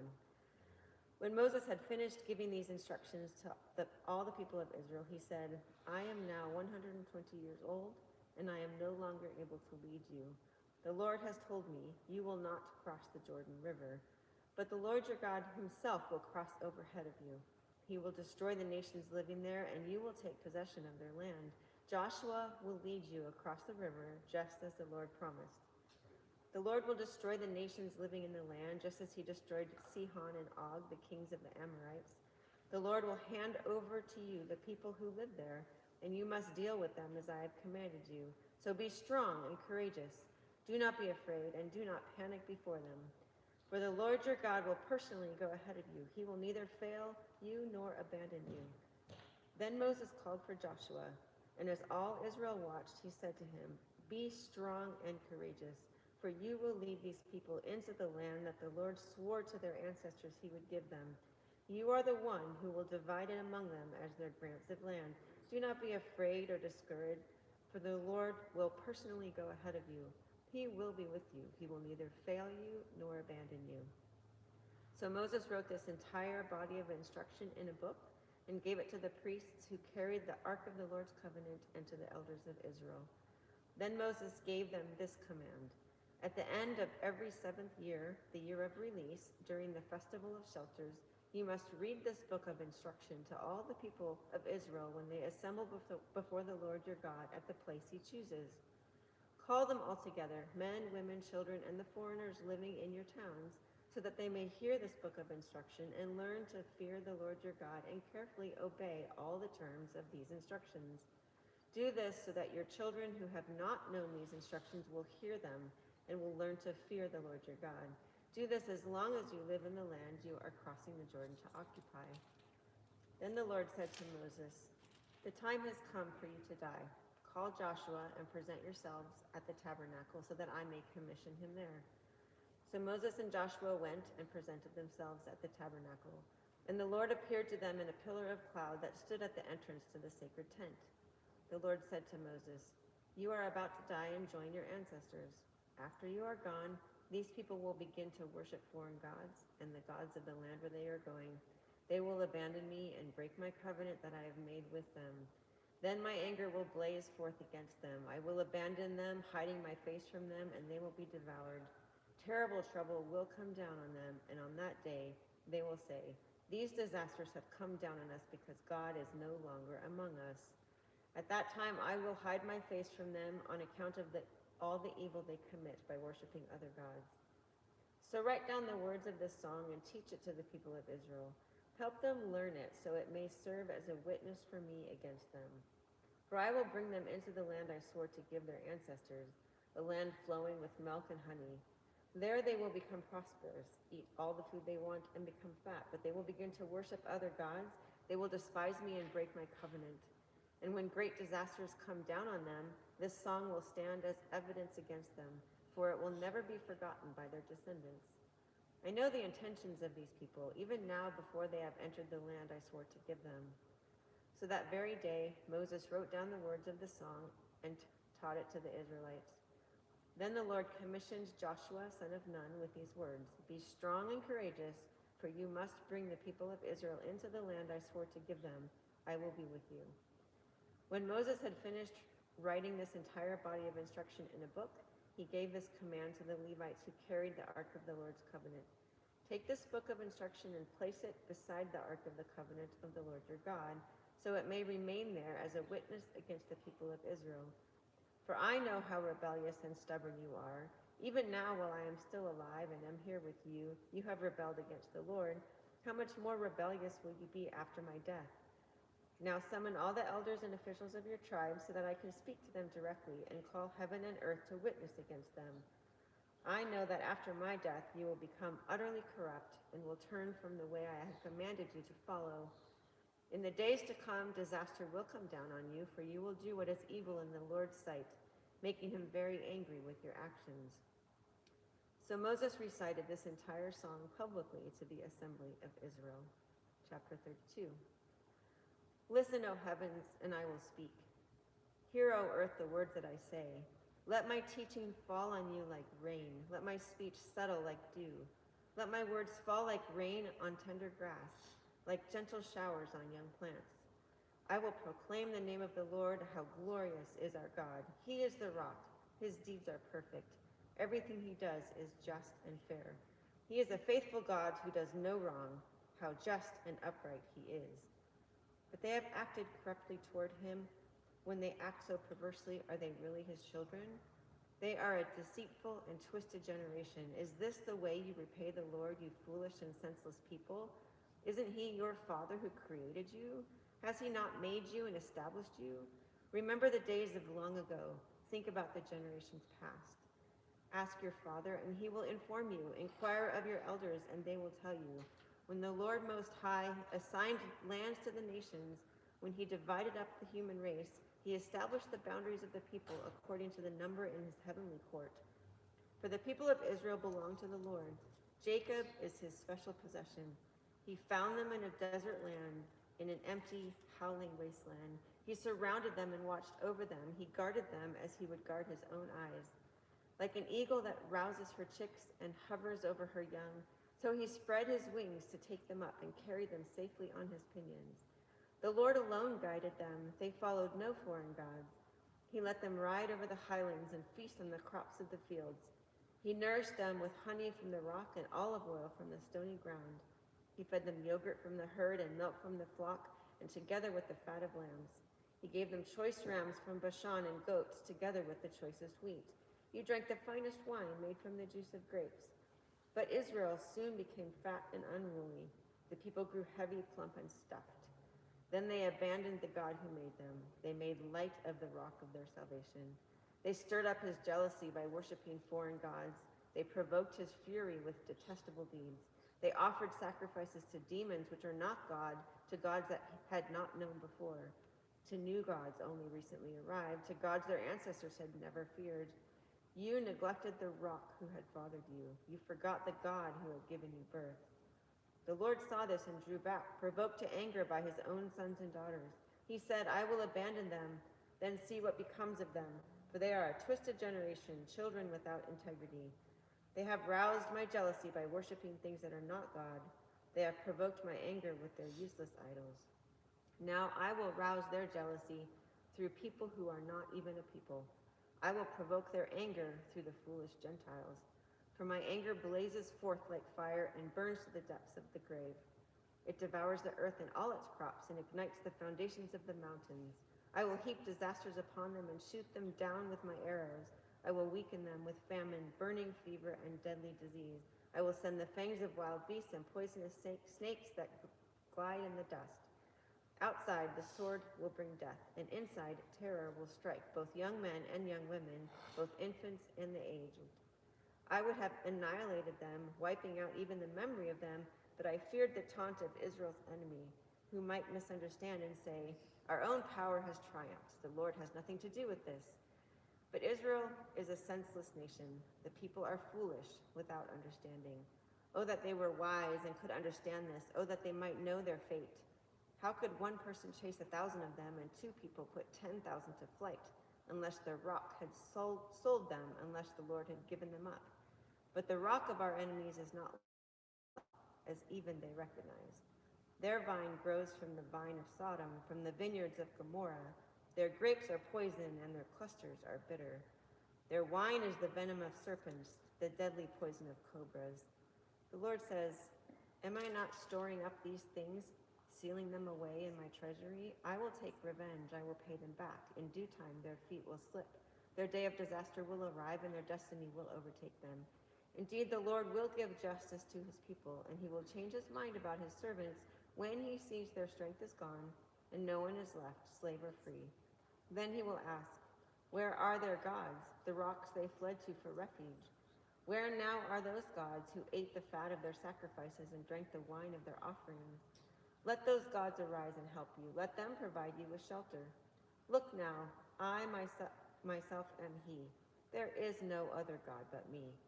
I am the one who kills and gives life. I am the one who wounds and heals. No one can be rescued from my powerful hand. Now I raise my hand to heaven and declare, as surely as I live, When I sharpen my flashing sword and begin to carry out justice, I will take revenge on my enemies and repay those who reject me. I will make my arrows drunk with blood, and my sword will devour flesh, the blood of the slaughtered and the captives and the heads of the enemy leaders. Rejoice with him, you heavens, and let all of God's angels worship him.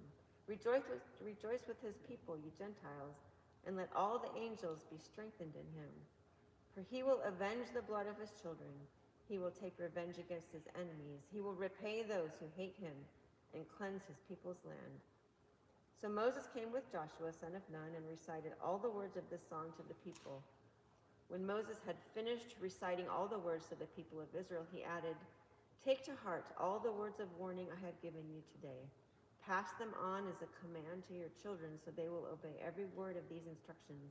These instructions are not empty words, they are your life. By obeying them, you will enjoy a long life in the land you will occupy when you cross the Jordan River." That same day, the Lord said to Moses, "Go to Moab, to the mountains east of the river, and climb Mount Nebo, which is across from Jericho. Look out across the land of Canaan, the land I am giving to the people of Israel as their own special possession. Then you will die there on the mountain. You will join your ancestors just as Aaron, your brother, died on Mount Hor and joined his ancestors. For both of you betrayed me with the Israelites at the waters of Meribah and at Kadesh in the wilderness of Zin. You failed to demonstrate my holiness to the people of Israel there. So you will see the land from a distance, but you may not enter the land I am giving to the people of Israel." Chapter 33. This is the blessing that Moses, the man of God, gave to the people of Israel before his death. The Lord came from Mount Sinai and dawned upon us from Mount Seir. He shone forth from Mount Paran. He came from Meribah Kadesh with flaming fire at his right hand. Indeed, he loves his people. All his holy ones are in his hands. They follow in his steps and accept his teaching. Moses gave us the Lord's instruction, the special possession of the people of Israel. The Lord became king in Israel when the leaders of the people assembled, when the tribes of Israel gathered as one. Moses said this about the tribe of Reuben: "Let the tribe of Reuben live and not die out, though they are few in number." Moses said this about the tribe of Judah: "O Lord, hear the cry of Judah and bring them together as a people. Give them strength to defend their cause. Help them against their enemies." Moses said this about the tribe of Levi: "O Lord, you have given your Thummim and Urim, the sacred lots, to your faithful servants, the Levites. You put them to the test at Massah and struggled with them at the waters of Meribah. The Levites obeyed your words and guarded your covenant. They were more loyal to you than to their own parents. They ignored their relatives and did not acknowledge their own children. They teach your regulations to Jacob. They give your instructions to Israel. They present incense before you and offer whole burnt offerings on the altar. Bless the ministry of the Levites, O Lord, and accept all the work of their hands. Hit their enemies where it hurts the most. Strike down their foes so they may never rise again." Moses said this about the tribe of Benjamin: "The people of Benjamin are loved by the Lord and live in safety beside him. He surrounds them continuously and preserves them from every harm." Moses said this about the tribe of Joseph: "May their land be blessed by the Lord with the precious gift of dew from the heavens and water from beneath the earth, with the rich fruit that grows in the sun and the rich harvest produced each month, with the finest crops of the ancient mountains and the abundance from the everlasting hills, with the best gifts of the earth and its bounty and the favor of the one who appeared in the burning bush. May these blessings rest on Joseph's head, crowning the brow of the prince among his brothers. Joseph has the majesty of a young bull. He has the horns of a wild ox. He will gore distant nations, even to the ends of the earth. This is my blessing for the multitudes of Ephraim and the thousands of Manasseh." Moses said this about the tribes of Zebulun and Issachar: "May the people of Zebulun be prosper in their travels. May the people of Issachar prosper at home in their tents. They summon the people to the mountains to offer proper sacrifices there. They benefit from the riches of the sea and the hidden treasures in the land, in the sand." Moses said this about the tribe of Gad: "Blessed is the one who enlarges Gad's territory. Gad is poised there like a lion to tear off an arm or a head." The people of Gad looked to the best land for themselves. A leader's snare was assigned to them. When the leaders of the people were assembled, they carried out the Lord's justice and obeyed his regulations for Israel. Moses said this about the tribe of Dan: "Dan is a lion's cub leaping out from Bashan." Moses said this about the tribe of Naphtali. O Naphtali, you are rich in favor and full of the Lord's blessings. May you possess the west and the south. Moses said this about the tribe of Asher. May Asher be blessed above other sons. May he be esteemed by his brothers. May he bathe his feet in olive oil. May the bolts of your gates be of iron and bronze. May you be secure all your days. There is no one like the Lord God of Israel. He rides across the heavens to help you, across the skies in majestic splendor. The eternal God is your refuge, and his everlasting arms are under you. He drives out the enemy before you. He cries out, destroy them. So Israel will live in safety, prosperous Jacob in security, in a land of grain and new wine, while the heavens drop down dew. How blessed you are, O Israel! Who else is like you, a people saved by the Lord? He is your protecting shield and your triumphant sword. Your enemies will cringe before you, and you will stomp on their backs.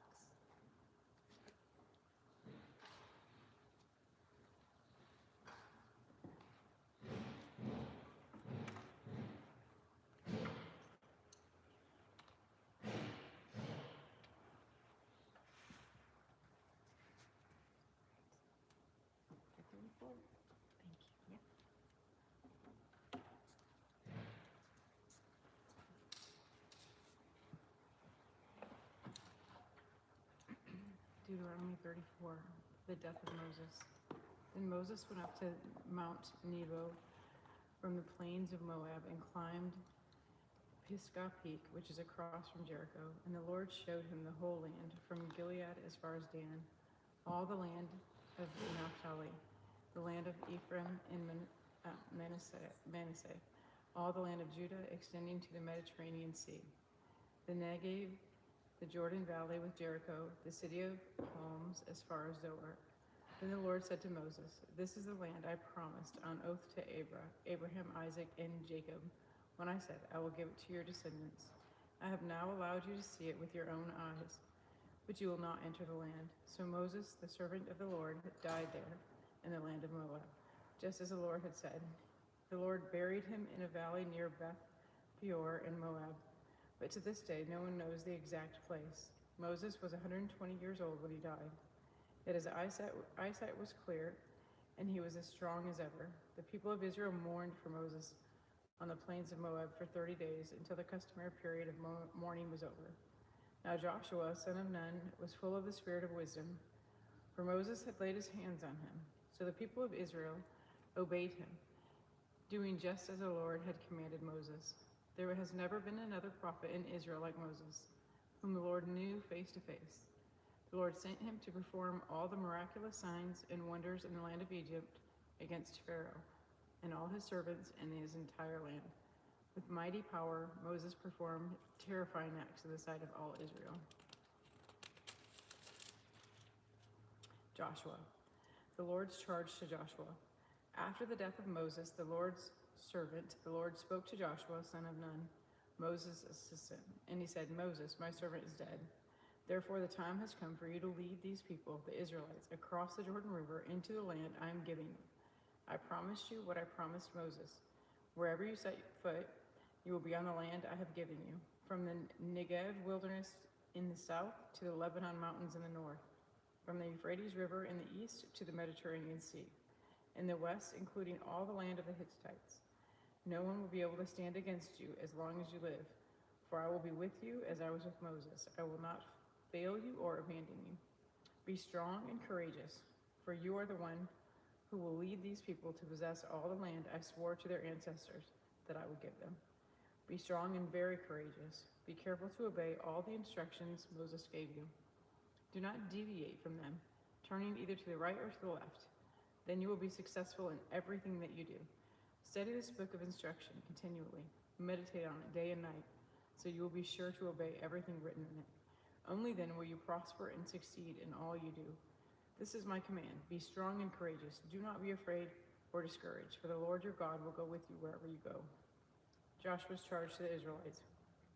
Joshua then commanded the officers of Israel, go through the camp and tell the people to get their provisions ready. In 3 days you will cross the Jordan River and take possession of the land the Lord your God is giving you. Then Joshua called together the tribes of Reuben, Gad, and half tribe of Manasseh. He told them, remember what Moses, the servant of the Lord, commanded you. The Lord your God is giving you a place of rest. He has given you this land. Your wives, children, and livestock may remain here in the land Moses assigned to you on the east side of the Jordan River. But your strong warriors, fully armed, must lead the other tribes across the Jordan to help them conquer their territory. Stay with them until the Lord gives them rest, as he has given you rest, and until they too possess the land the Lord your God is giving them. Only then may you return and settle here on the east side of the Jordan River in the land that Moses, the servant of the Lord, assigned to you. They answered Joshua, we will do whatever you command us, and we will go wherever you send us. We will obey you just as we obeyed Moses, and may the Lord your God be with you as he was with Moses. Anyone who rebels against your orders and does not obey your words and everything you command will be put to death. So be strong and courageous. Then Joshua secretly sent out 2 spies from Israelite camp at Acacia Grove, and he instructed them, scout out the land on the other side of the Jordan River, especially around Jericho. So the 2 men set out and came to the house of a prostitute named Rahab and stayed there that night. But someone told the king of Jericho, some Israelites have come here tonight to spy out the land. So the king of Jericho sent orders to Rahab, bring out the men who have come into your house, for they have come here to spy out the whole land. Rahab had hidden the 2 men, but she replied, yes, the men were here earlier, but I didn't know where they were from. They left the town at dusk as the gates were about to close. I don't know where they went. If you hurry, you can probably catch up with them. Actually, she had taken them up to the roof and hidden them behind bundles of flax that she had laid out. So the king's men went looking for the spies along the road leading to the shallow crossings of the Jordan River. And as soon as the king's men had left, the gate of Jericho was shut. Before the spies went to sleep that night, Rahab went up on the roof to talk with them. I know the Lord has given you this land, she told them. We are all afraid of you. Everyone in the land is living in terror. For we have heard how the Lord made a dry path for you through the Red Sea when you left Egypt. And we know what you did to Sihon and Og, the 2 Amorite kings east of the Jordan River, whose people you completely destroyed. No wonder our hearts have melted in fear. No one has the courage to fight after hearing such things, for the Lord your God, the supreme God of the heavens above the earth below. Now swear to me by the Lord that you will be kind to me and my family, since I have helped you. Give me some guarantee that when Jericho is conquered, you will let me live, along with my father and my mother and my brothers and sisters and all of their families. We offer our own lives as a guarantee for your safety, the men agreed. If you don't betray us, we will keep our promise and be kind to you when the Lord gives us the land. Then, since Rahab's house was built into the town wall, she let them down by a rope through the window. Escape to the hill country, she told them. Hide there for 3 days from the men searching for you. Then, when they have returned, you can go on your way. Before they left, the men told her, we will be bound by oath we have taken only if you follow these instructions. When we come into the land, you must leave the scarlet rope hanging from the window through which you let us down. And all of your family members, your father, mother, brothers, and all your relatives must be here inside this house. The house. If they go out into the street and are killed, it will not be our fault. But if anyone lays a hand on the people inside this house, we will accept the responsibility for their death. If you betray us, however, we are not bound by the oath in any way. I accept your terms, she replied, and she sent them on their way, leaving the scarlet rope hanging from the window. The spies went up into the hills country and stayed there 3 days. The men who were chasing them searched everywhere along the road, but when they finally returned without success. Then the 2 spies came down from the hill country, crossed the Jordan River, and reported to Joshua all that had happened to them. The Lord has given us the whole land, they said, for all the people in the land are terrified of us. Early the next morning, Joshua and all the Israelites left Acacia Grove, and they arrived in the banks of the Jordan River, where they camped before crossing. 3 days later, the Israelite officers went through the camp, giving these instructions to the people. When you see the Levitical priests carrying the Ark of the Covenant of the Lord your God, move out from your positions and follow them, since you have never traveled this way before. They will guide you. Stay about a half a mile behind them, keeping a clear distance between you and the ark. Make sure you don't come any closer. Then Joshua told the people, purify yourselves, for tomorrow the Lord will do great wonders among you. In the morning, Joshua said to the priests, "Lift up the ark of the covenant and lead the people across the river." And so they started out and went ahead of the people. And the Lord told Joshua, "Today I will begin to make you a great leader in the eyes of all Israelites. They will know that I am with you, just as I was with Moses. Give this command to the priests who carry the ark of the covenant. When you reach the banks of the Jordan River, take a few steps into the river and stop there." So Joshua told the Israelites, "Come and listen to what the Lord your God says. Today you will know that the living God is among you. He will surely drive out the Canaanites, Hittites, Hivites, Perizzites, Girgashites, Amorites, and the Jebusites ahead of you. Look, the ark of the covenant, which belongs to the Lord of the whole earth, will lead you across the Jordan River. Now choose 12 men from the tribes of Israel, one from each tribe. The priests will carry the ark of the Lord of all the earth. As soon as their feet touch the water, the flow of water will be cut off upstream, and the river will stand up like a wall." So the people left their camp to cross the Jordan, and the priests who were carrying the ark of the covenant went ahead of them. It was the harvest season, and the Jordan was overflowing its banks. But as soon as the feet of the priests who were carrying the ark touched the water at the river's edge, the water above that point began backing up a great distance away at a town called Adam, which is near Zarthan, and the water below the point flowed on to the Dead Sea, until the riverbed was dry. Then all the people crossed over near the town of Jericho. Meanwhile, the priests who were carrying the ark of the Lord's covenant stood on dry ground in the middle of the riverbed as the people passed by. They waited there until the whole nation of Israel had crossed the Jordan on dry ground. When all the people had crossed the Jordan, the Lord said to Joshua, "Now choose 12 men, one from each tribe. Tell them, take 12 stones from the very place where the priests are standing in the middle of the Jordan. Carry them out and pile them up in a place where you will camp tonight." So Joshua called together the 12 men he had chosen, one from each of the tribes of Israel. He told them, "Go into the middle of the Jordan in front of the ark of the Lord your God. Each of you must pick up one stone and carry it out on your shoulder, 12 stones in all, one for each of the 12 tribes of Israel. We will use these stones to build a memorial. In the future, your children will ask you, 'What do these stones mean?' And then you can tell them, 'They remind us that the Jordan River stopped flowing when the ark of the Lord's covenant went across.'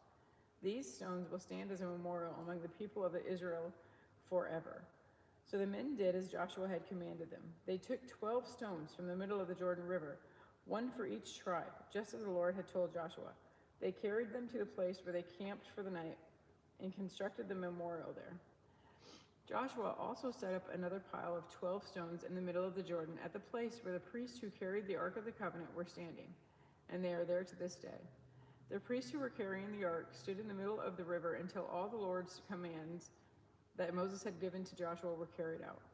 Meanwhile, the people hurried across the riverbed, and when everyone was safely on the other side, the priests crossed over with the ark of the Lord as the people watched.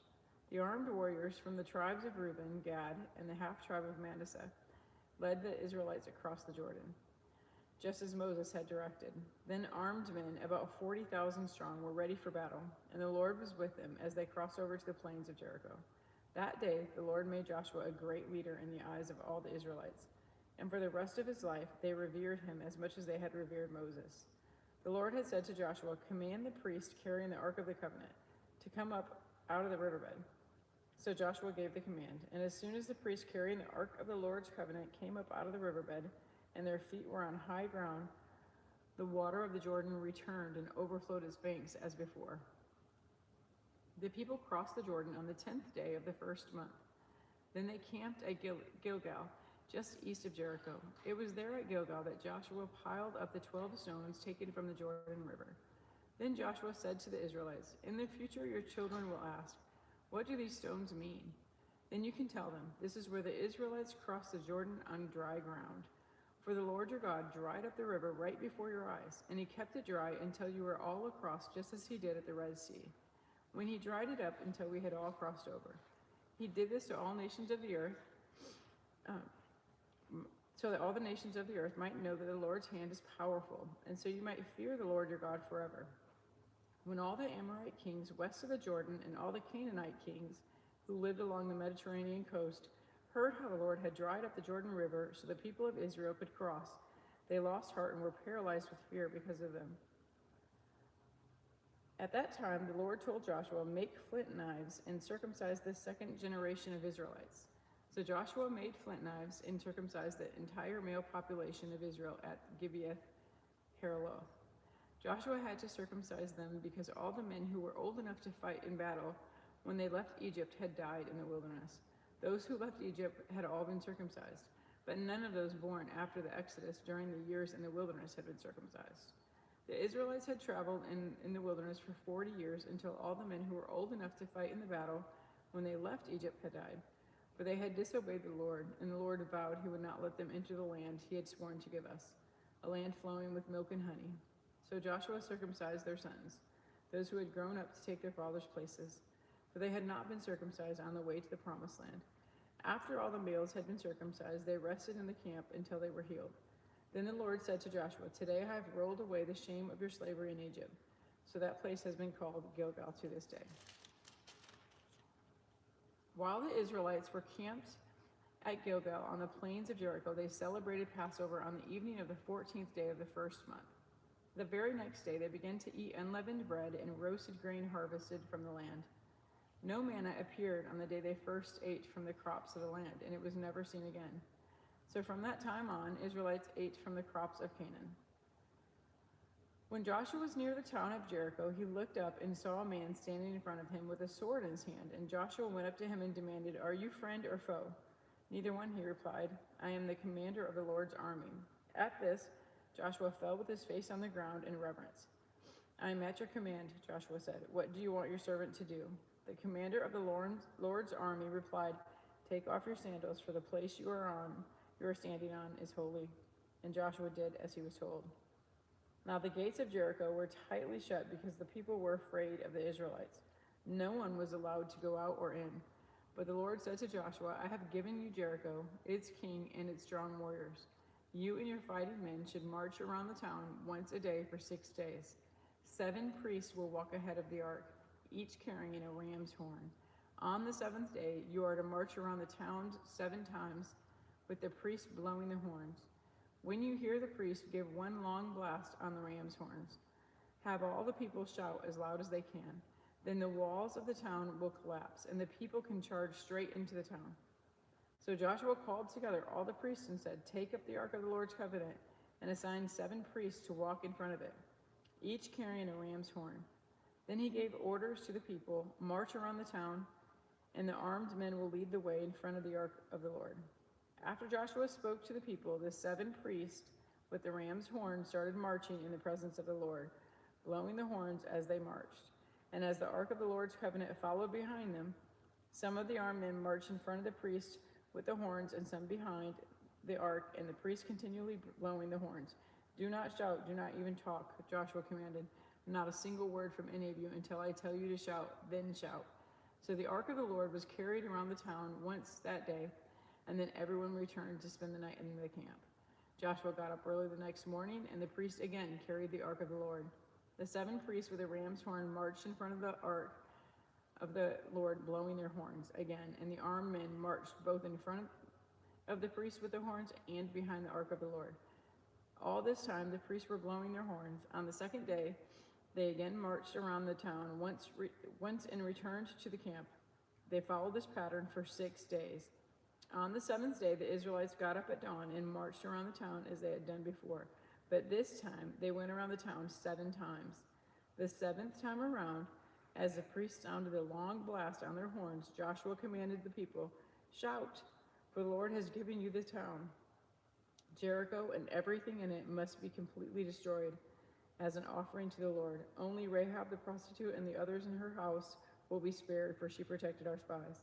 Do not take any of the things set apart for destruction, or you yourselves will be completely destroyed, and you will bring trouble on the camp of Israel. Everything made from silver, gold, bronze, or iron is sacred to the Lord and must be brought into his treasury." Then the people heard the sound of the ram's horns. They shouted as loud as they could. Suddenly the walls of Jericho collapsed, and the Israelites charged straight into the town and captured it. They completely destroyed everything in it with their swords, men and women, young and old, cattle, sheep, goats, and donkeys. Meanwhile, Joshua said to the two spies, "Keep your promise, go to the prostitute's house and bring her out along with all of her family."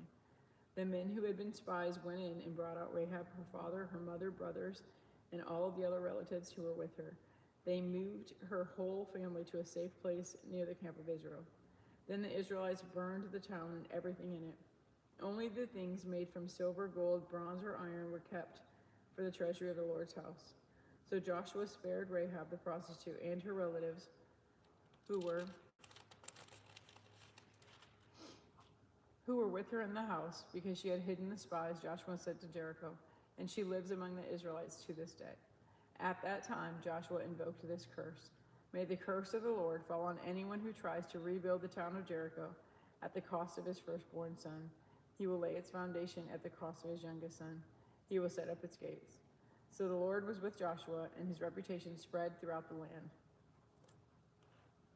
But Israel violated the instructions about the things set apart for the Lord. A man named Achan had stolen some of these dedicated things, so the Lord was very angry with the Israelites. Achan was the son of Carmi, a descendant of Zimri, son of Zerah, in the tribe of Judah. Joshua sent some of his men from Jericho to spy out the town of Ai, east of Bethel, near Bethaven. When they returned, they told Joshua, "There's no need for all of us to go up there. It won't take more than 2,000 or 3,000 men to attack Ai, since there are so few of them. Don't make all of our people struggle to go up there." So approximately 3,000 warriors were sent, but they were soundly defeated. The men of Ai chased the Israelites from the town gate as far as the quarries, and they killed about 36 who were retreating down the slope. The Israelites were paralyzed with fear at this turn of events, and their courage melted away. Joshua and the elders of Israel tore their clothing in dismay, threw dust on their heads, and bowed face down to the ground before the ark of the Lord until the evening. Then Joshua cried out, "O sovereign Lord, why did you bring us across the Jordan River if you are going to let the Amorites kill us? If only we had been content to stay on the other side. Lord, what can I say now that Israel has fled from its enemies? For when the Canaanites and all the other people living in the land hear about it, they will surround us and wipe out our name from off the face of the earth. And then what will happen in the honor of your great name?" But the Lord said to Joshua, "Get up. Why are you lying on your face like this? Israel has sinned and broken my covenant. They have stolen some of the things I commanded must be set apart for me. And they have not only stolen them, but have lied about it and hidden the things among their own belongings. This is why the Israelites are running from their enemies in defeat. For now Israel itself has been set apart for destruction. I will not remain with you any longer unless you destroy the things among you that were set apart for destruction. Get up, command the people to purify themselves in preparation for tomorrow, for this is what the Lord, the God of Israel, says. Hidden among you, O Israel, are things set apart for the Lord. You will never defeat your enemies until you remove these things from among you. In the morning, you must present yourselves by tribes, and the Lord will point out the tribe to which the guilty man belongs. That tribe must come forward with its clans, and the Lord will point out the guilty clan. That clan will then come forward, and the Lord will point out the guilty family. Finally, each member of the guilty family must come forward one by one, and the one who has stolen what was set apart for destruction will himself be burned with fire, along with everything he has, for he has broken the covenant of the Lord and has done horrible things in Israel. Achan's sin. Early the next morning, Joshua brought the tribes of Israel before the Lord, and the tribe of Judah was singled out. Then the clans of Judah came forward, and the clan of Zerah was singled out. Then the families of Zerah came forward, and the family of Zimri was singled out. Every member of Zimri's family was brought forward, person by person, and Achan was singled out. Then Joshua said to Achan, "My son, give glory to the Lord, the God of Israel, by telling the truth. Make your confession and tell me what you have done, and don't hide it from me." Achan replied, "It is true. I have sinned against the Lord, the God of Israel. Among the plunder, I saw a beautiful robe from Babylon, 200 silver coins, and a bar of gold weighing more than a pound, and I wanted them so much that I took them. They are hidden in the ground beneath my tent, with the silver buried deeper than the rest." So Joshua sent some men to make a search. They ran to the tent and found those stolen goods hidden there, just as Achan had said, and with the silver buried beneath the rest. They took the things from the tent and brought them to Joshua and all the Israelites, and then they laid them on the ground in the presence of the Lord. Then Joshua and all the Israelites took Achan the silver, the robe, the bar of gold, his sons, daughters, cattle, donkeys, sheep, goats, tents, and everything he had, and they brought them to the valley of Achor. Then Joshua said to Achan, "Why have you brought trouble on us? The Lord will now bring trouble upon you." And all the Israelites stoned Achan and his family and burdened their bodies. They piled a great heap of stones over Achan, which remains to this day. This is why the place has been called the Valley of Trouble ever since. So the Lord was no longer angry. Then the Lord said to Joshua, "Do not be afraid or discouraged. Take all of your fighting men and attack Ai, for I have given you the king of Ai, his people, and his town, and his land. You will destroy them as you destroyed Jericho and its king. But this time you may keep the plunder and the livestock for yourselves. Set an ambush behind the town." So Joshua and all the fighting men set out to attack Ai. Joshua chose 30,000 of his best warriors and sent them out at night with these orders: hide in ambush close behind the town and be ready for action. When our main army attacks, the men of Ai will come out to fight, and they did before, and they will run away from them. We will let them chase us until we have drawn them away from the town. For they will say, "The Israelites are running away from us," as they did before. Then while we are running from them, you will jump up from your ambush and take possession of the town, for the Lord your God will give it to you. Set the town on fire as the Lord has commanded you, and you have your orders. So they left and went to the place of ambush between Bethel and the west side of Ai, but Joshua remained among the people in the camp that night. Early the next morning, Joshua roused his men and started towards Ai, accompanied by the elders of Israel. All the fighting men who were with Joshua marched in front of the town and camped on the north side of Ai, with a valley between them and the town. That night, Joshua sent about 5,000 men to lie in ambush between Bethel and Ai on the west side of the town. So they stationed the main army north of the town and the ambush west of the town. Joshua himself spent the night in the valley. When the king of Ai saw the Israelites cross the valley, he and his army hurried out early in the morning and attacked the Israelites at a place overlooking the Jordan Valley.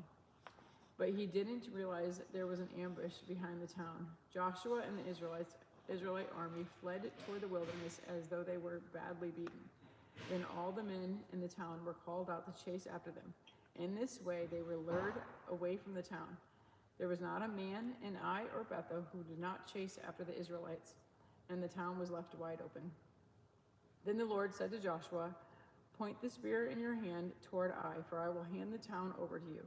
Joshua did as he was commanded, and as soon as Joshua gave the signal, all the men in the ambush jumped up from their position and poured into the town.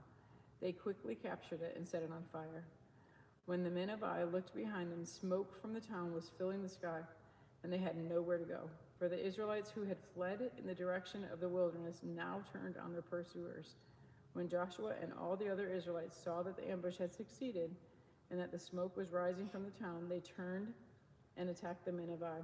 Meanwhile, the Israelites who were inside the town came out and attacked the enemy from the rear. So the men of Ai were caught in the middle, with the Israelites fighting on both sides. Israelites attacked them, and not a single person survived or escaped. Only the king of Ai was taken alive and brought to Joshua.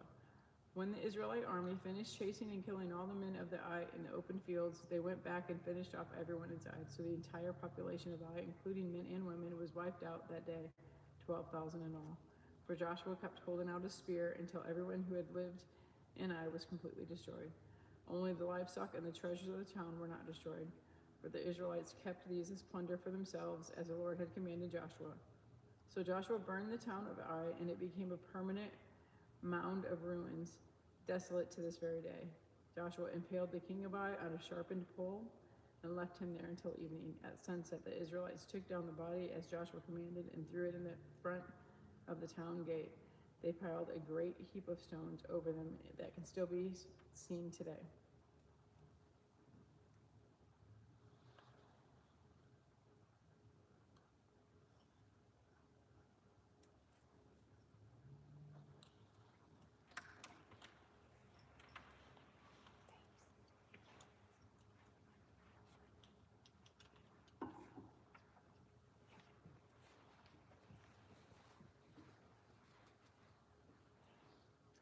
Then Joshua built an altar to the Lord, the God of Israel, on Mount Ebal, and he followed the commands that Moses, the Lord's servant, had written in the book of instruction.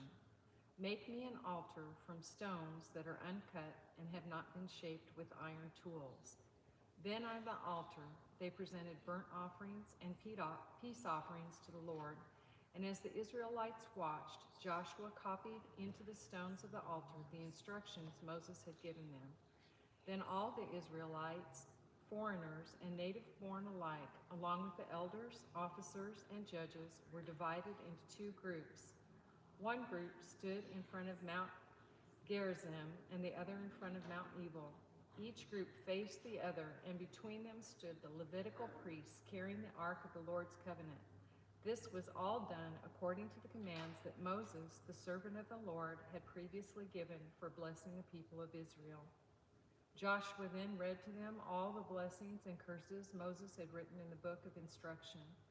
Every word of every command that Moses had ever given was read to the entire assembly of Israel, including the women and children and the foreigners who lived among them.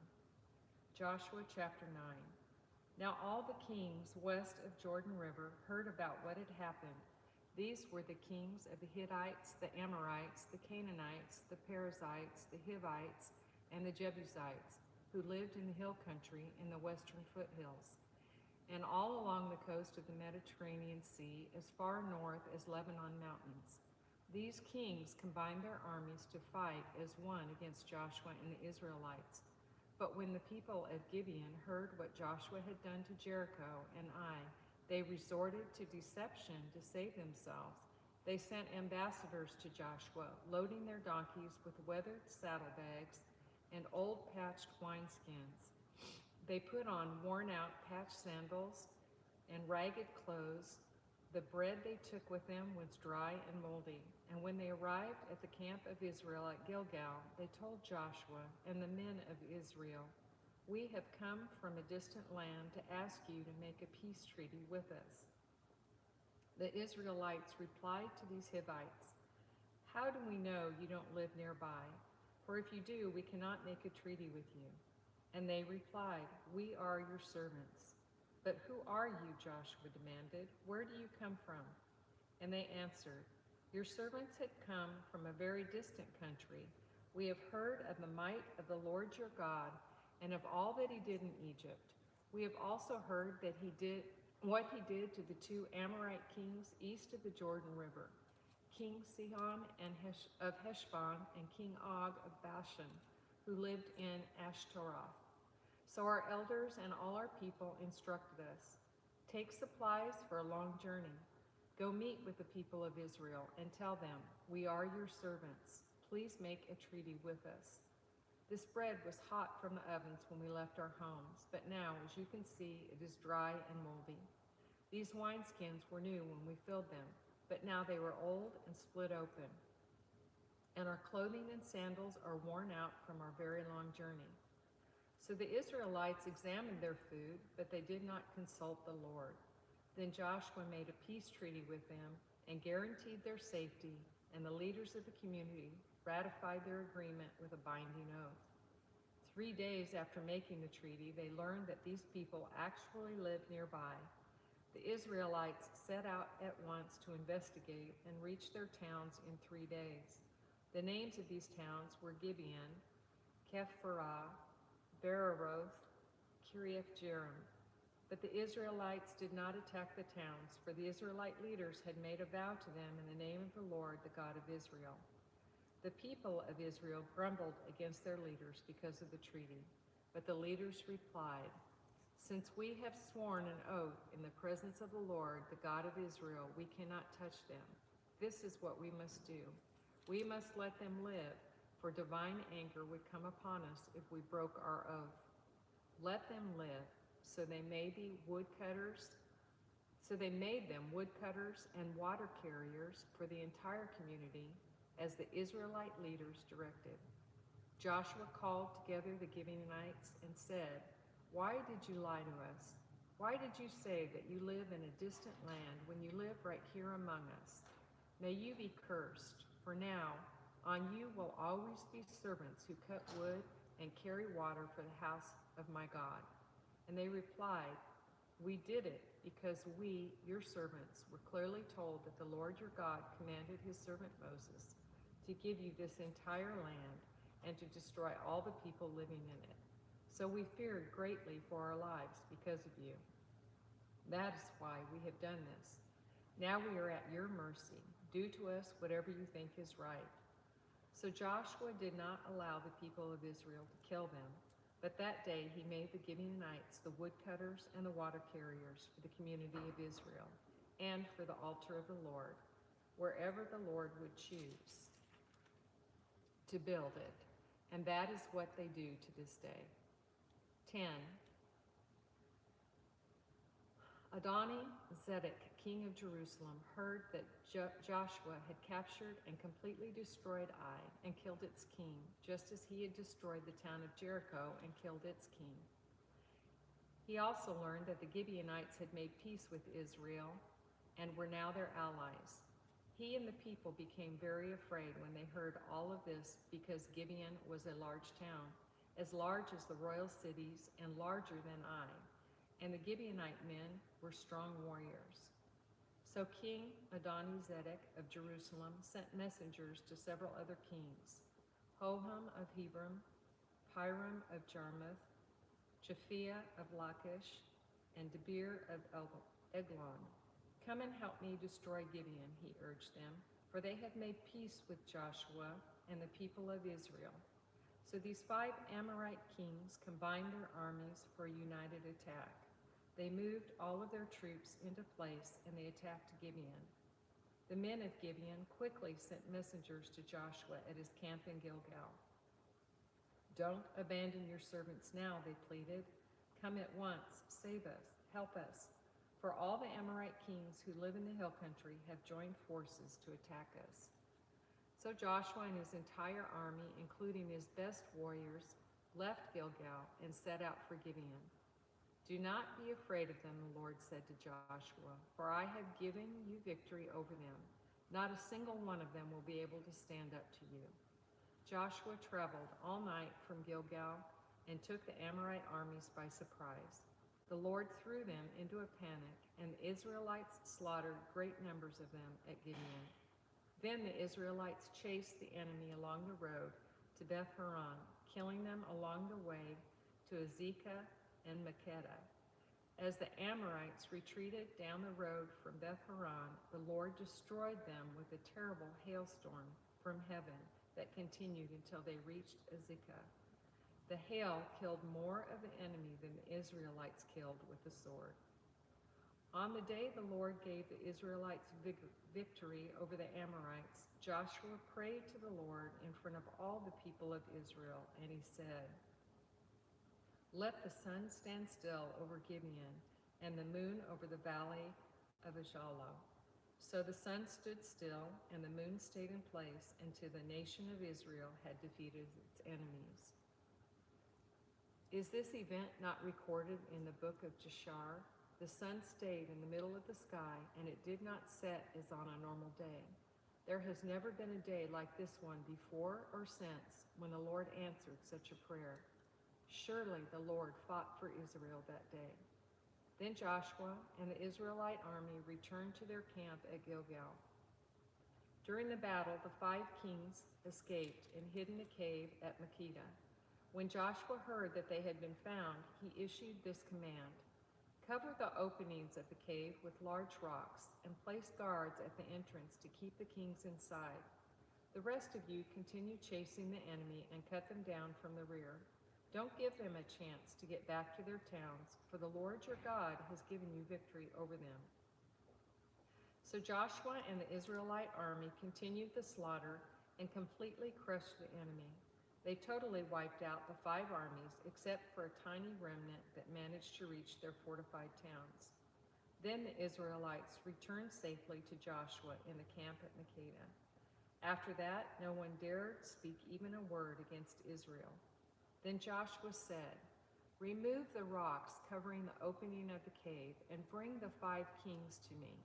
So they brought the 5 kings out of the cave, and the kings of Jerusalem, Hebron, Jarmuth, Lachish, and Eglon.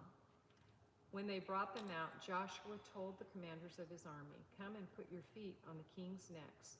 And they did as they were told. "Don't ever be afraid or discouraged," Joshua told his men. "Be strong and courageous, for the Lord is going to do this to all of your enemies."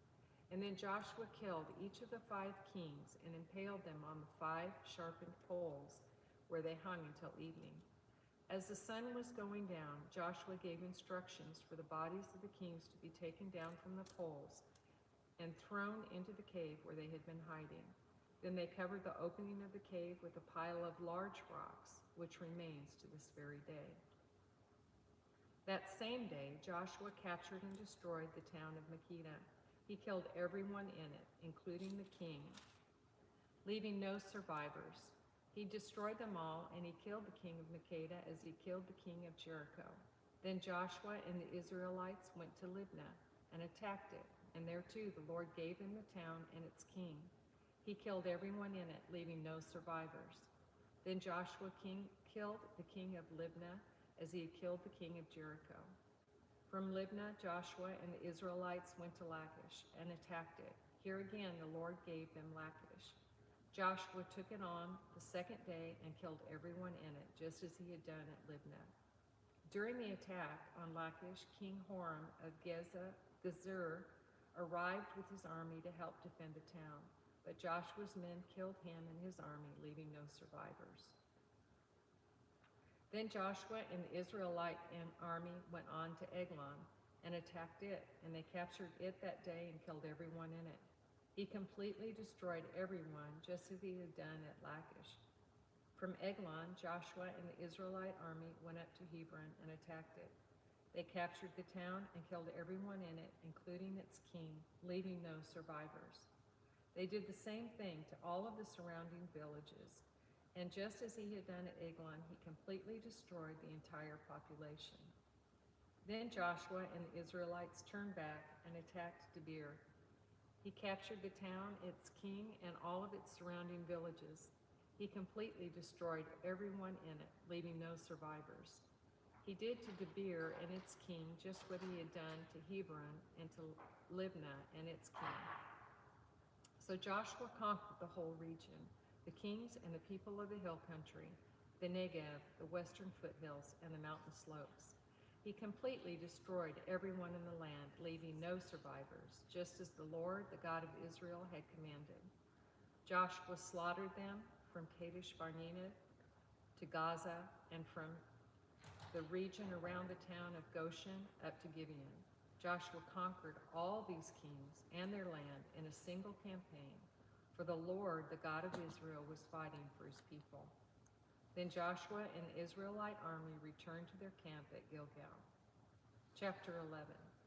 When King Jabin of Hazor heard what had happened, he sent messages to the following kings: King Jobah of Madon, the king of Shimron, the king of Ashaph, all the kings of the northern hill country, the kings in the Jordan Valley south of Galilee, the kings in the Galilean foothills, the kings of Naphoth on the west, the kings of Canaan, both east and west, the kings of the Amorites, the Hittites, the Perizzites, the Jebusites in the hill country, and the Hivites in the towns on the slopes of Mount Hermon in the land of Mizpah. All these kings came out to fight. Their combined armies formed a vast horde, and with all their horses and chariots they covered the landscape like the sand on the seashore. The kings joined forces and established their camp around the water near Merom to fight against Israel. Then the Lord said to Joshua, "Do not be afraid of them. By this time tomorrow I will hand all of them over to Israel as dead men. Then you must cripple their horses and burn their chariots."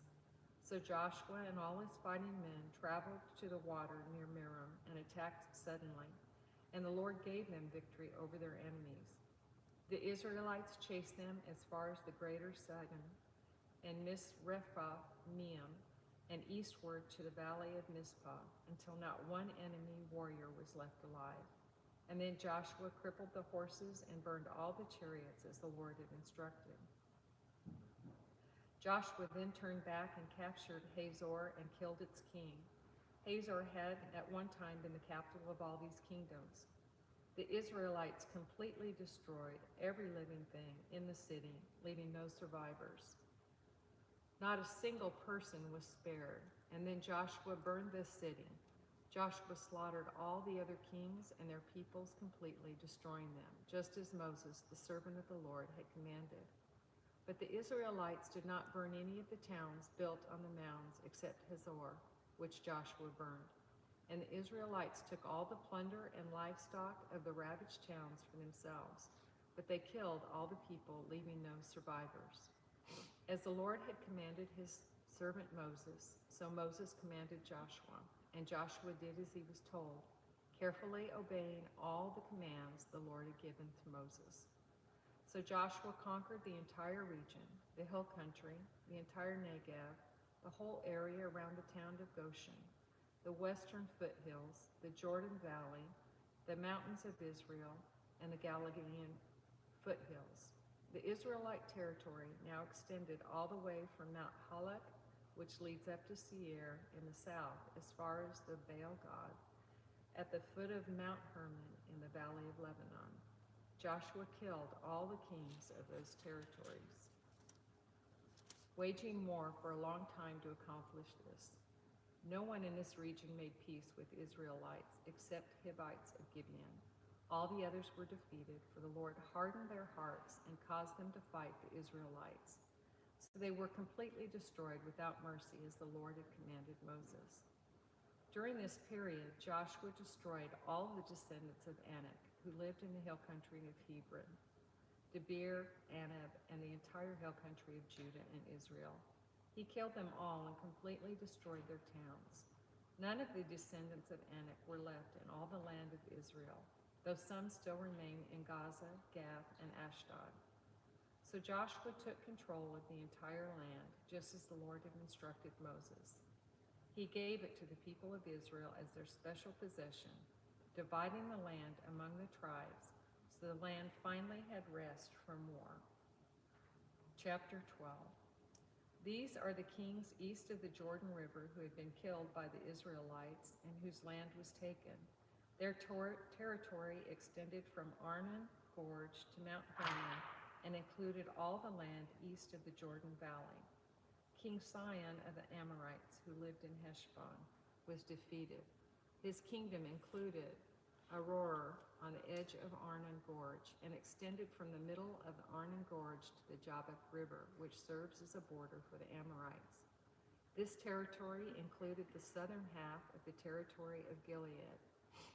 Sihon also controlled the Jordan Valley and regions to the east, from as far north as the Sea of Galilee to as far south as the Dead Sea, including the road to Beth Jeshimoth and southward to the slopes of Pisgah. King Og of Bashan, the last of the Rephaites, lived at Ashtaroth and Edrei. He ruled a territory stretching from Mount Hermon to Salakah in the north and to all of Bashan in the east and the westward to the borders of the kingdoms of Geshur and Makkah. This territory included the northern half of Gilead as far as the boundary of King Sihon of Heshbon.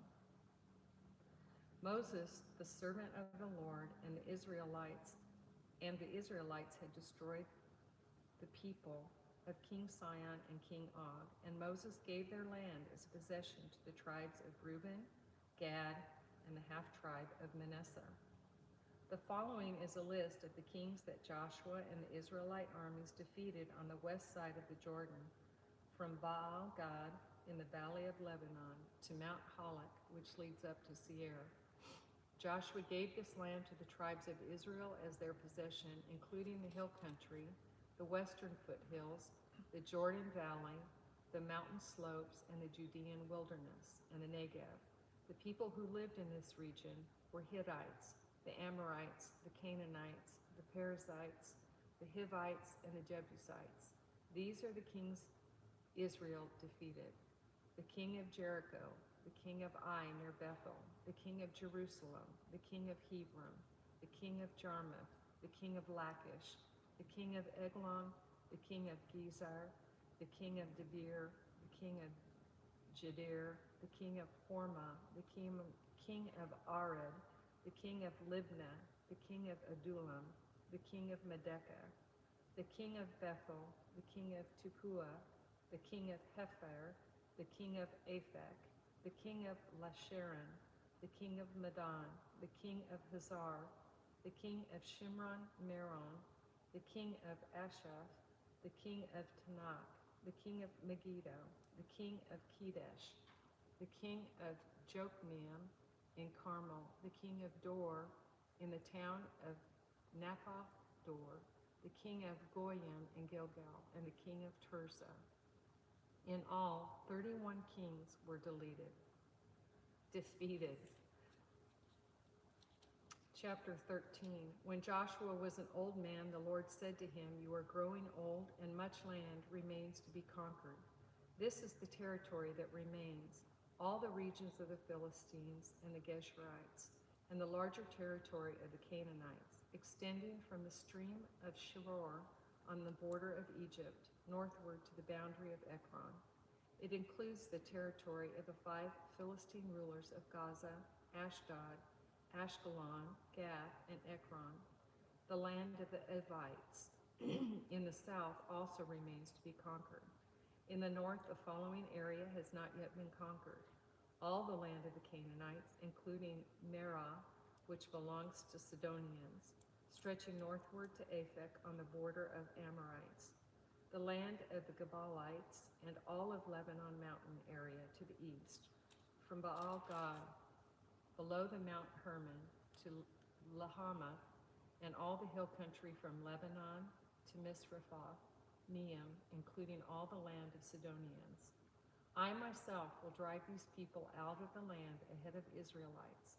So be sure to give this land to Israel as a special possession, just as I have commanded you. Include all this territory as Israel's possession when you divide this land among the 9 tribes and the half-tribe of Manasseh."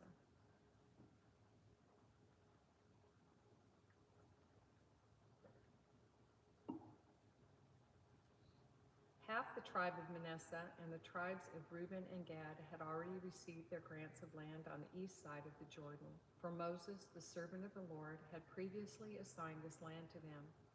Their territory extended from Aroer on the edge of the Arnon Gorge, including the town in the middle of the gorge, to the plain beyond Medeba as far as Dibon.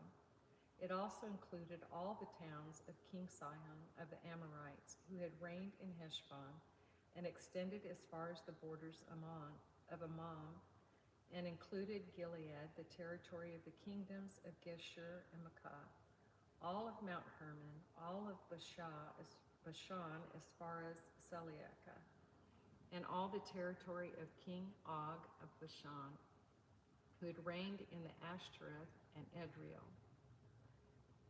King Og was the last of the Rephaites, for Moses had attacked them and driven them out.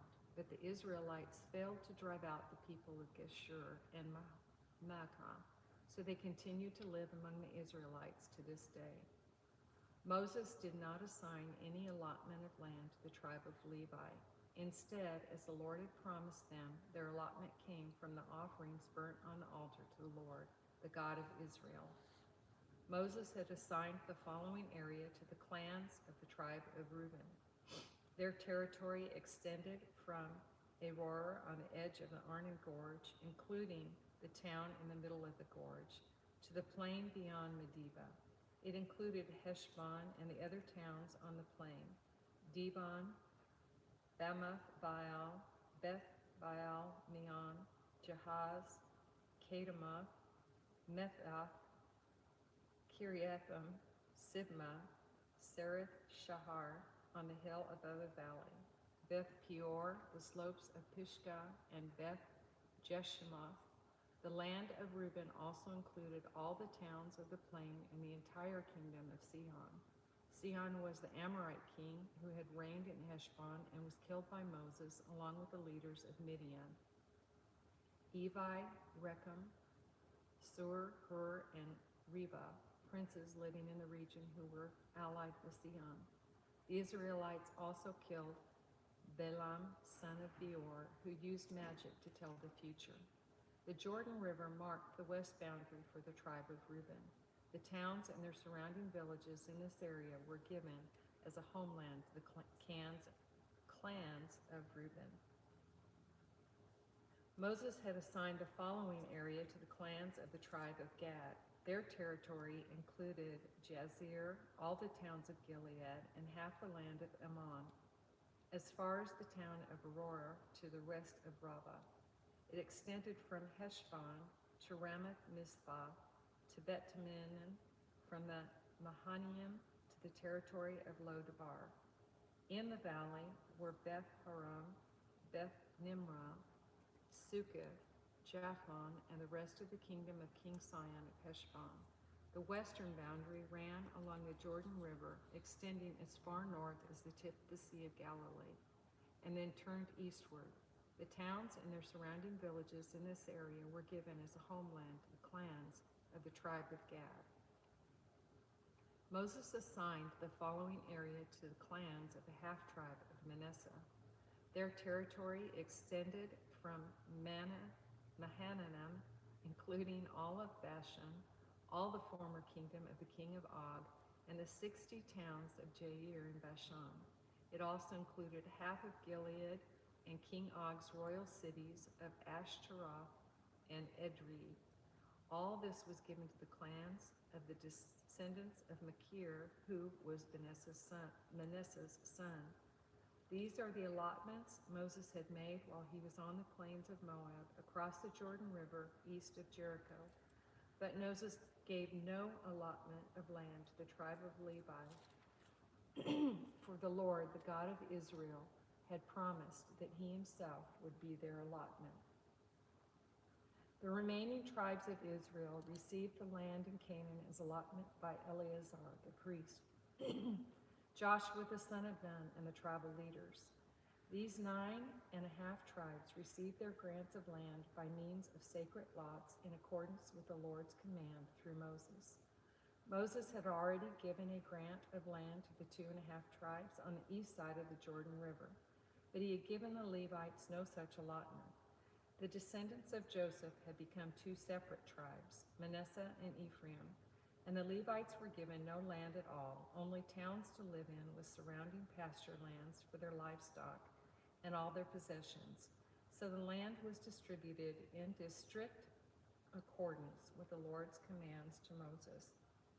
A delegation from the tribe of Judah, led by Caleb, son of Jephunneh, the Kenizzite, came to Joshua at Gilgal, and Caleb said to Joshua, "Remember what the Lord said to Moses, the man of God, about you and me when we were at Kadesh Barnea? I was 40 years old when Moses, the servant of the Lord, sent me from Kadesh Barnea to explore the land of Canaan. I returned and gave an honest report, but my brothers who went with me frightened the people from entering the promised land. For my part, I wholeheartedly followed the Lord my God. So that day Moses solemnly promised me the land of Canaan on which you were just walking will be your grant of land and that of your descendants forever, because you wholeheartedly followed the Lord my God. Now, as you see, the Lord has kept me alive and well as he promised for all these 45 years since Moses made this promise, even while Israel wandered in the wilderness. Today I am 85 years old. I am as strong now as I was when Moses sent me on that journey, and I can still travel and fight as well as I could then. So give me the hill country that the Lord promised me. You will remember that as scouts we found the descendants of Anak living there in great walled towns. But if the Lord is with me, I will drive them out of the land, just as the Lord said." So Joshua blessed Caleb, the son of Jephunneh, and gave Hebron to him as a portion of land. Hebron still belongs to the descendants of Caleb, son of Jephunneh, the Kenizzite. because he wholeheartedly followed the Lord, the God of Israel. Previously, Hebron had been called Kiriath Arba and has been named after Arba, the great hero of the descendants of Anak, and the land had rest from war.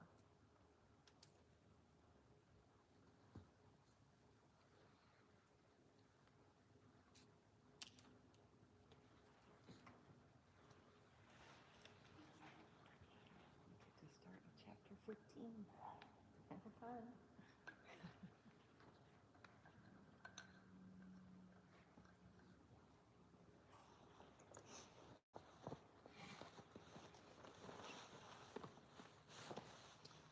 The allotment for the clans of the tribe of Judah reached southward to the border of Edom, as far south as the wilderness of Zin.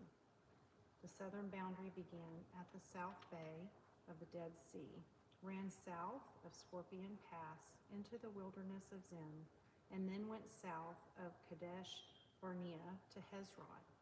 Then it went up to Adar, where it turned towards Karka. From there it passed to Asmon until it finally reached the brook of Egypt, which it followed to the Mediterranean Sea. This was their southern boundary. The eastern boundary extended along the Dead Sea to the mouth of the Jordan River. The northern boundary began at the bay, where the Jordan River empties into the Dead Sea, went up from there to Beth Hogla, then proceeded north of Beth Araba to the stone of Bohan. Bohan was Reuben's son. From that point, it went through the valley of Acre to Debir, turning northward to Gilgal, which is across from the slopes of Adummim on the south of the valley. From there, the boundary extended to the springs at En Shemesh and on to En Rogel. The boundary then passed through the valley of Ben Hinnom along the southern slopes of the Jebusites, where the city of Jerusalem is located. Then it went west to the top of the mountain above the valley of Hinnom and up onto the northern end of the valley of Rephaim. From there, the boundary extended from the top of the mountain to the spring at the waters of Nephtoah, and from there the towns on Mount Ephron. Then it turned towards Baalah, that is Kiriath Jearim. The boundary circled west of Bala to Mount Seir, passed along the town of Kesalon on the northern slope of Mount Jearim, went down to Beth Shemesh and on to Timnah. The boundary then proceeded to the slope of the hill of the north of Ekron, where it turned toward Shekiron and Mount Bala. It passed Jebneel and ended up at the Mediterranean Sea. The western boundary was the shoreline of the Mediterranean Sea. These are the boundaries for the clans of the tribe of Judah. The land given to Caleb. The Lord commanded Joshua to assign some of Judah's territory to Caleb's son of Jephunneh. So Caleb was given the town of Kiriath Arba, that is Hebron, which had been named after Anak's ancestors. Caleb drove out the three groups of Anakites, the descendants of Sheshai, Ahiman, and Talmai, the sons of Anak. From there he went to fight against the people living in the town of Debir, formerly called Kiriath Sephir. Caleb said, I will give my daughter Aksa in marriage to the one who attacks and captures Kiriath Sephir. Othniel, the son of Caleb's brother Kenaz, was the one who conquered it. So Aska became Othniel's wife. When Aksa married Othniel, she urged him to ask her father for a field. As she got down off her donkey, Caleb asked her, "What's the matter?" She said, "Give me another gift. You have already given me land in the Negev. Now please give me springs of water too." So Caleb gave her the upper and lower springs. This was the homeland allotment to the clans of the tribe of Judah. The towns of Judah, situated along the borders of Edom in the extreme south, were Kabzeel, Eder, Jagur, Kenna, Dimona, Hadada, Kadesh, Hazor, Ithnon, Zip, Telem, Bealoth, Hazor, Hadath, Kiriath, Hezron, that is Hazor, Amam, Shema, Moladah, Hazar, Gada, Heshmon, Beth Pelet, Hazar Shual, Beersheba, Biziothea, Bala, Ezem, Eltolad, Kesil, Horma, Ziklag, Madmana, Sansana, Laboeth, Shilhim, Ain, and Rimmon. 29 towns with their surrounding villages. The following towns, situated in the western foothills, were also given to Judah: Eshtaol, Zorah, Ashna, Zenoah, En-Ganim, Tapua, Enem, Jarmuth, Adullam,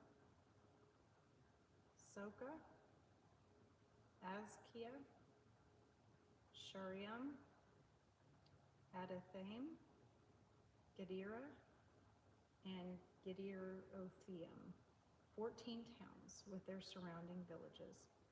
Also included were Zenon, Hadashah, Midgal-gad, Dilian, Mizpah, Joktheel,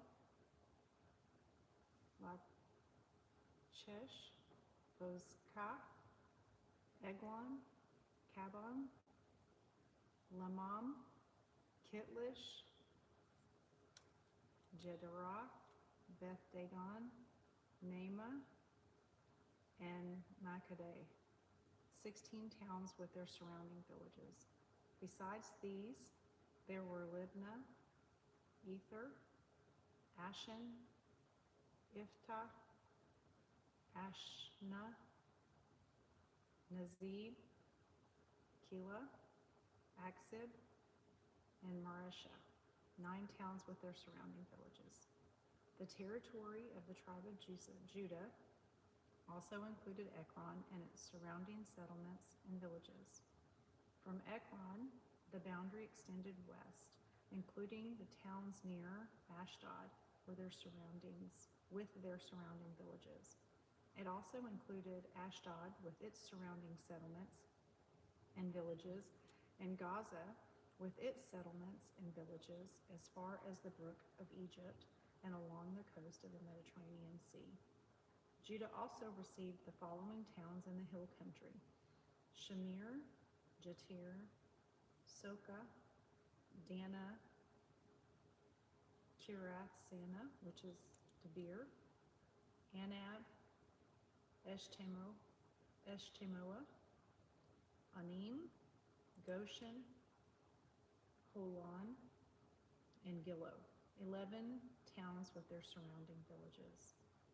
Also included were the towns of Arab, Duma, Ishan, Janim, Beth Tupua, Apokia, Humtha, Kirath Arba, which is Hebron, and Zior, 9 towns with their surrounding villages. Besides these, there were Maon, Carmel, Ziph, Juttah, Jezreel, Jokdeam, Genoa, Cain, Gibeah, and Timnah, 10 towns with their surrounding villages. In addition, there were Halhul, Beth-zur, Gedor, Merah, Beth-Anoth, and El-Tekon, 6 towns with their surrounding villages. There were also Kirath Baal, that is Kirath Jearim, and Reba, 2 towns with their surrounding villages. In the wilderness, there were the towns of Beth Araba, Midian, Sakaka, Nibshan, the city of Salt, En-Gedi, 6 towns with their surrounding villages. But the tribe of Judah could not drive out Jebusites who lived in the city of Jerusalem, so the Jebusites live there among the people of Judah to this day. The land given to Ephraim and West Manasseh. The allotment for the descendants of Joseph extended from the Jordan River near Jericho, east of the springs of Jericho, through the wilderness and into the hill country of Bethel. From Bethel, that is Luz, it ran over to Adaroth in the territory of the Arkites. Then it descended westward to the territory of the Japhilites, as far as the lower Beth Horon, then to Jazer, and over to the Mediterranean Sea. This was the homeland allocated to the families of Joseph's sons, Manasseh and Ephraim. The land given to Ephraim. The following territory was given to the clans of the tribe of Ephraim. The boundary of their homeland began at Adaroth Adar in the east. From there it ran to upper Beth Horon, then to the sea then on to the Mediterranean Sea. From Mikmethath on the north, the boundary curved eastward past Tanath Shiloh to the east of Genoa. From Genoa, it turned southward to Adaroth and to Nara, touched Jericho, and ended at the Jordan River. From Tepuah, the boundary extended westward, following the Kana ravine to the Mediterranean Sea. This is the homeland allocated to the lands of the tribe of Ephraim. In addition, some towns with their surrounding villages in the territory allocated to the half-tribe of Manasseh were set aside for the tribe of Ephraim. They did not drive the Canaanites out of Gezer, however, so the people of Gezer live as slaves among the people of Ephraim to this day. The next allotment of land was given to the half-tribe of Manasseh, the descendants of Joseph's older son. Machir, the firstborn son of Manasseh, was the father of Gilead. Because his descendants were experienced soldiers, the region of Gilead and Bashan on the east side of the Jordan had already been given to them. So the allotment on the west side of the Jordan was for the remaining families within the clan of the tribe of Manasseh: Abizir, Helek, Azriel, Shechem, Hefer, and Shemitah. These clans represent the male descendants of Manasseh, son of Joseph. However, Zelophehad, a descendant of Hefer, son of Gilead, son of Machir, son of Manasseh, had no sons. He only had daughters whose names were Mahala, Noah, Hoglah, Milcah, and Tirzah. These women came to Eleazar the priest, Joshua son of Nun, and the Israelite leaders and said, "The Lord commanded Moses to give us a grant of land along with the men of our tribe." So Joshua gave them a grant of land along with their uncles, as the Lord had commanded. As a result, Manasseh's total allocation came to 10 parcels of land, in addition to the land of Gilead and Bashan across the Jordan River, because the female descendants of Manasseh received a grant of land along with the male descendants.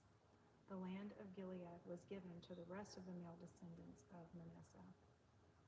The boundary of the tribe of Manasseh extended from the border of Asher to Michmethath near Shechem. Then the boundary went south from Michmethath to the settlement near the spring of Tepuah. The land surrounding Tepuah belonged to Manasseh, but the town of Tepuah itself, on the border of Manasseh's territory, belonged to the tribe of Ephraim. From the spring of Tepuah to the boundary of Manasseh followed the Kana ravine to the Mediterranean Sea. Several towns of the ravine were inside Manasseh's territory, but they actually belonged to the tribe of Ephraim. In general, however, the land south of the ravine belonged to Ephraim, and the land north of the ravine belonged to Manasseh. Manasseh's boundary ran along the northern side of the ravine and ended at the Mediterranean Sea. North of Manasseh was the territory of Asher, and to the east was the territory of Issachar. The following towns within the territory of Issachar and Asher, however, were given to Manasseh: Bethshan, Ibleam, Dor, that is, Napoth, Dor, Endor, Tanakh, and Megiddo, each with their surrounding settlements. But the descendants of Manasseh were unable to occupy these towns because the Canaanites were determined to stay in the region. Later, however, when the Israelites became strong enough, they forced the Canaanites to work as slaves, but they did not drive them out of the land. The descendants of Joseph came to Joshua and asked, "Why have you given us only one portion of land as our homeland, when the Lord has blessed us with so many people?" Joshua replied, "If there are so many of you, and if the hill country of Ephraim is not large enough from you, clear out the land for yourselves in the forest where the Perizzites and the Rephaites live." The descendants of Joseph responded, "It's true that the hill country is not large enough for us, but all the Canaanites in the lowlands have iron chariots, both those in Bethshan and its surrounding settlements, and those in the valley of Jezreel. They are too strong for us." Then Joshua said to the tribe of Ephraim and Manasseh, the descendants of Joseph, "Since you are so large and strong, you will be given more than one portion. The forests of the hill country will be yours as well. Clear as much of the land as you wish and take possession of its furthest corners. And you will drive out the Canaanites from the valleys too, even though they are strong and have iron chariots."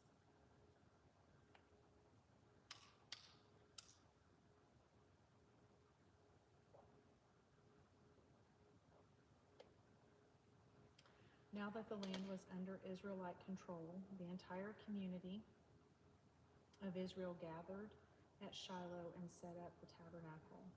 But there remained 7 tribes who had not yet been allotted their grants of land.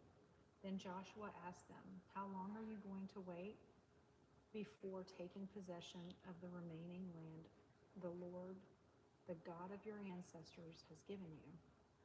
Select 3 men from each tribe, and I will send them out to explore the land and map it out. They will then return to me with a written report of their proposed divisions of their new homeland. Let them divide the land into 7 sections, excluding Judah's territory in the south, and Joseph's territory in the north.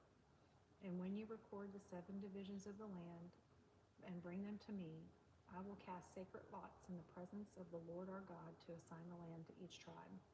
The Levites, however, will not receive any allotment of the land. Their role as priests of the Lord is their allotment. And the tribes of Gad, Reuben, and the half-tribe of Manasseh won't receive any more land, for they have already received their grant of land which Moses, the servant of the Lord, gave them on the east side of the Jordan River. As the men started on their way to map out the land, Joshua commanded them, "Go and explore the land and write a description of it. Then return to me, and I will assign the land to the tribes by casting sacred lots here in the presence of the Lord at Shiloh."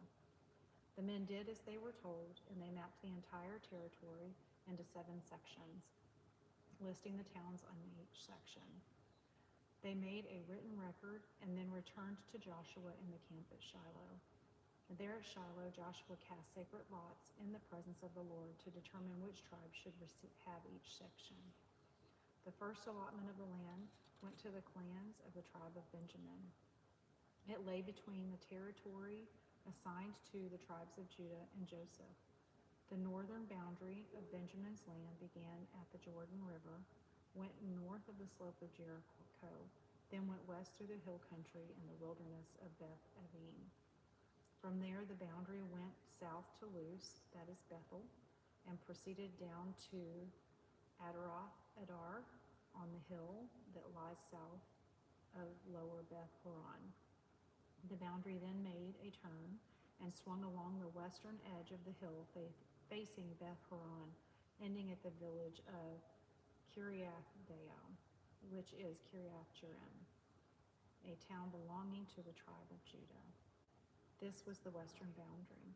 The southern boundary began at the outskirts of Kiriath Jearim.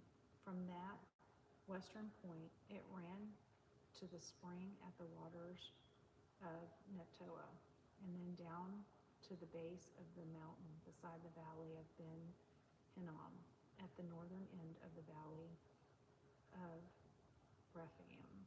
From there, it went down to the valley of Hinnom, crossing south of the slopes where the Jebusites lived, and continued to En-Rogel.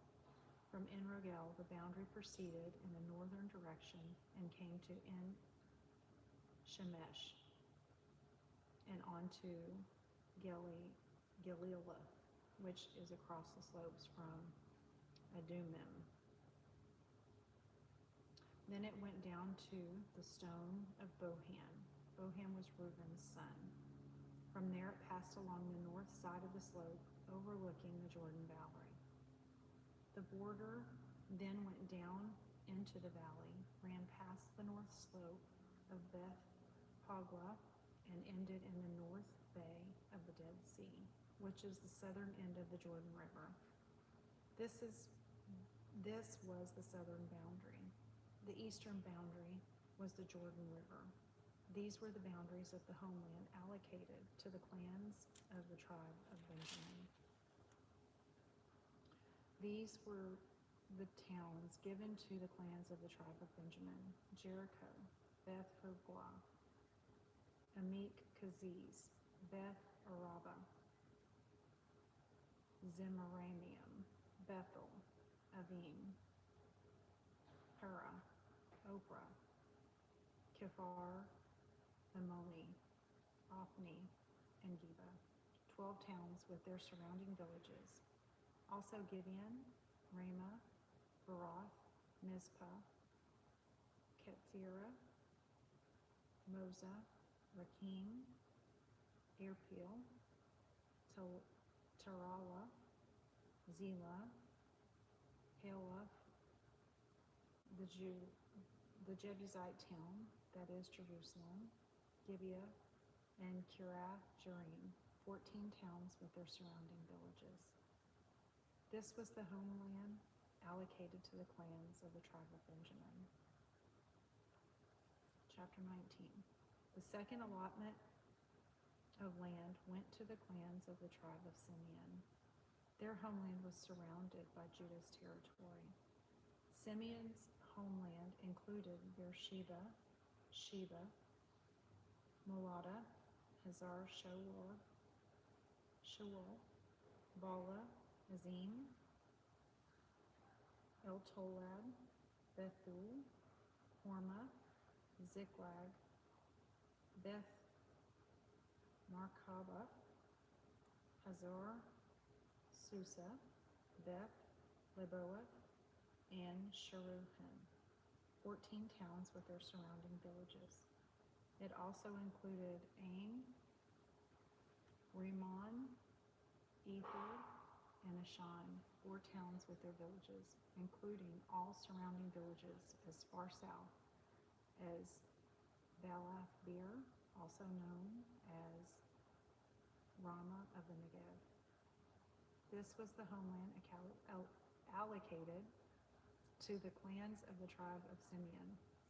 Their allocation of land came from part of what had been given to Judah because Judah's territory was too large for them. So the tribe of Simeon received an allocation within the territory of Judah. The third allotment of land went to the clans of the tribe of Zebulun. The boundary of Zebulun's homeland started at Sarid. From there it went west, going past Marlah, touching Davasheth, and proceeding to the brook east of Jokanim. In the other direction, the boundary went east from Sarid to the border of Kisloth Tabor, and from there to Dabarath and up to Japhia. Then it continued east to Gath Hepher, Beth Kazim, and Rimmon, and turned towards Neah.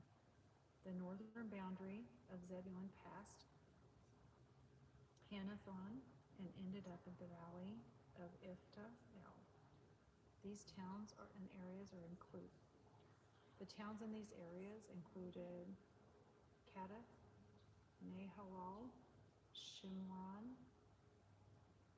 Adalah, and Bethlehem, 12 towns with their surrounding villages. The homeland allocated to the clans of the tribe of Zebulun included these towns and their surrounding villages. The land given to Issachar. The fourth allotment of land went to the clans of the tribe of Issachar. Its boundaries included the following towns: Jezreel, Kesulah, Shunem, Hapharaim, Sihon, Anarath, Rabbith, Kishion, Ebez, Ramoth, En-Ganim, En-Haddah, and Beth Paziz. The boundary also touched Tabor, Shahazimah, and Beth Shemesh, ending at the Jordan River, 16 towns with their surrounding villages. The homeland allocated to the clans of the tribes of Issachar included these towns and their surrounding villages. The land given to Asher. The fifth allotment of the land went to the clans of the tribe of Asher. Its boundaries included these towns: Helkath, Hali, Betim, Aksaph, Alamelech, Amad, and Mishal. The boundary on the west touched Carmel and Sihor, Libanath. Then it turned east towards Beth Dagon and ran as far as Zebulun in the valley of Ifta-El, going north to Beth Emek and Neiel, then continued north to Kabul, Abdon, Rehob, Hammon, Cana, as far as the greater Sidon. Then the boundary turned towards Ramah and the fortress of Tyre, where it turned toward Hosah and came to the Mediterranean Sea.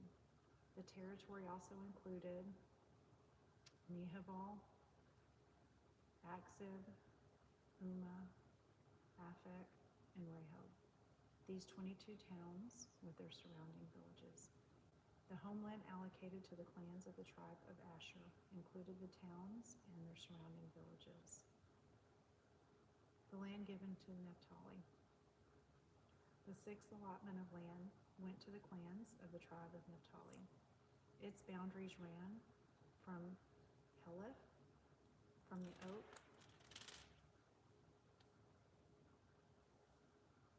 at Zananium, and extended across to Adami Nekeb, Zabneel, as far as Lakum, ending at the Jordan River. The western boundary ran past Asnoth Tibor, and then to Hukok, and touched the border of Zebulun in the south border of Asher on the west, and the Jordan River on the east.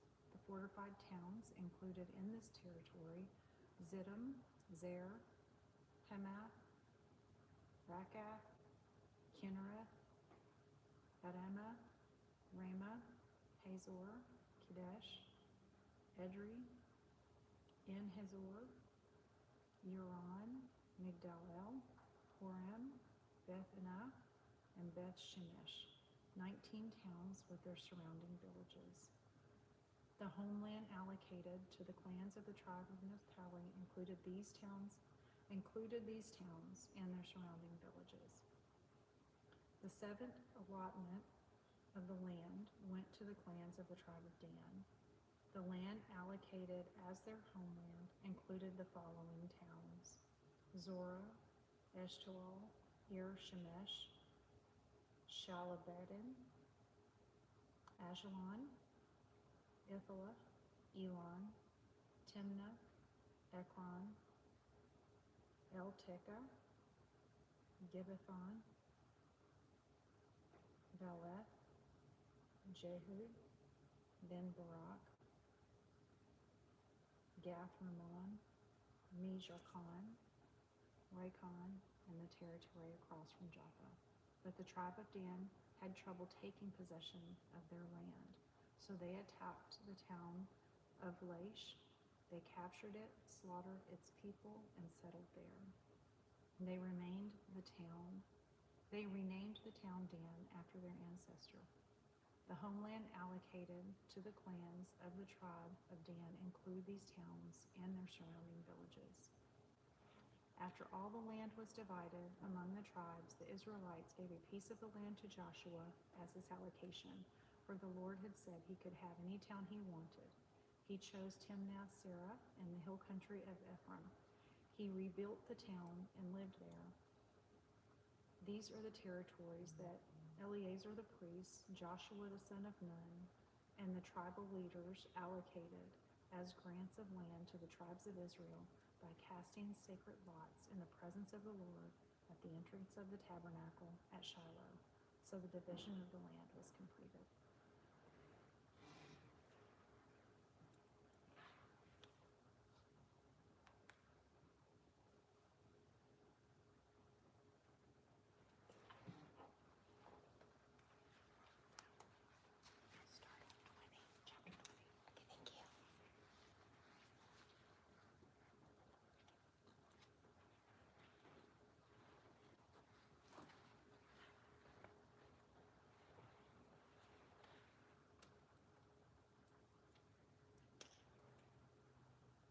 The Lord said to Joshua, "Now tell the Israelites to designate the cities of refuge, as I instructed Moses.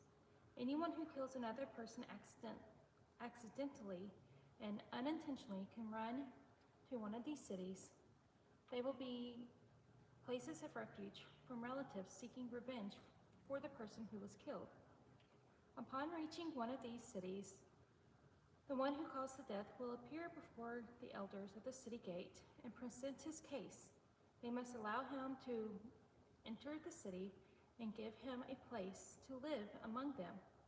If the relatives of the victim come to avenge the killing, the leaders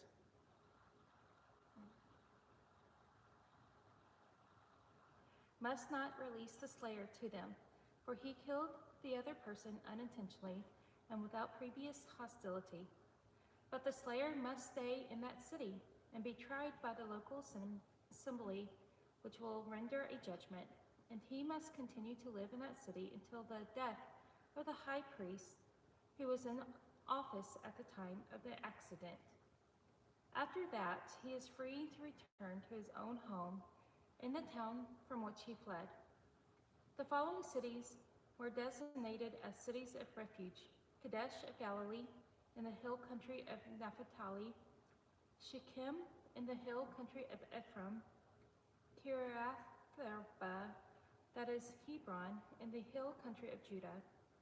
On the east side of the Jordan River, across from Jericho, the following cities were designated: Bezer, in the wilderness plain of the tribe of Reuben; Ramoth in Gilead, in the territory of the tribe of Gad; and Golan and Bashan, in the land of the tribe of Manasseh. These cities were set apart for all the Israelites, as well as the foreigners living among them. Anyone who accidentally killed another person could take refuge in one of these cities. In this way, they could escape being killed in revenge prior to standing trial before the local assembly. Then the leaders of the tribe of Levi came to consult with Eleazar the priest, Joshua son of Nun, and the leaders of the other tribe of Israel. They came to them at Shiloh in the land of Canaan and said, "The Lord commanded Moses to give us towns to live in and pasture lands for our livestock." So by the command of the Lord, the people of Israel gave the Levites the following towns and pasture lands out of their own grants of land.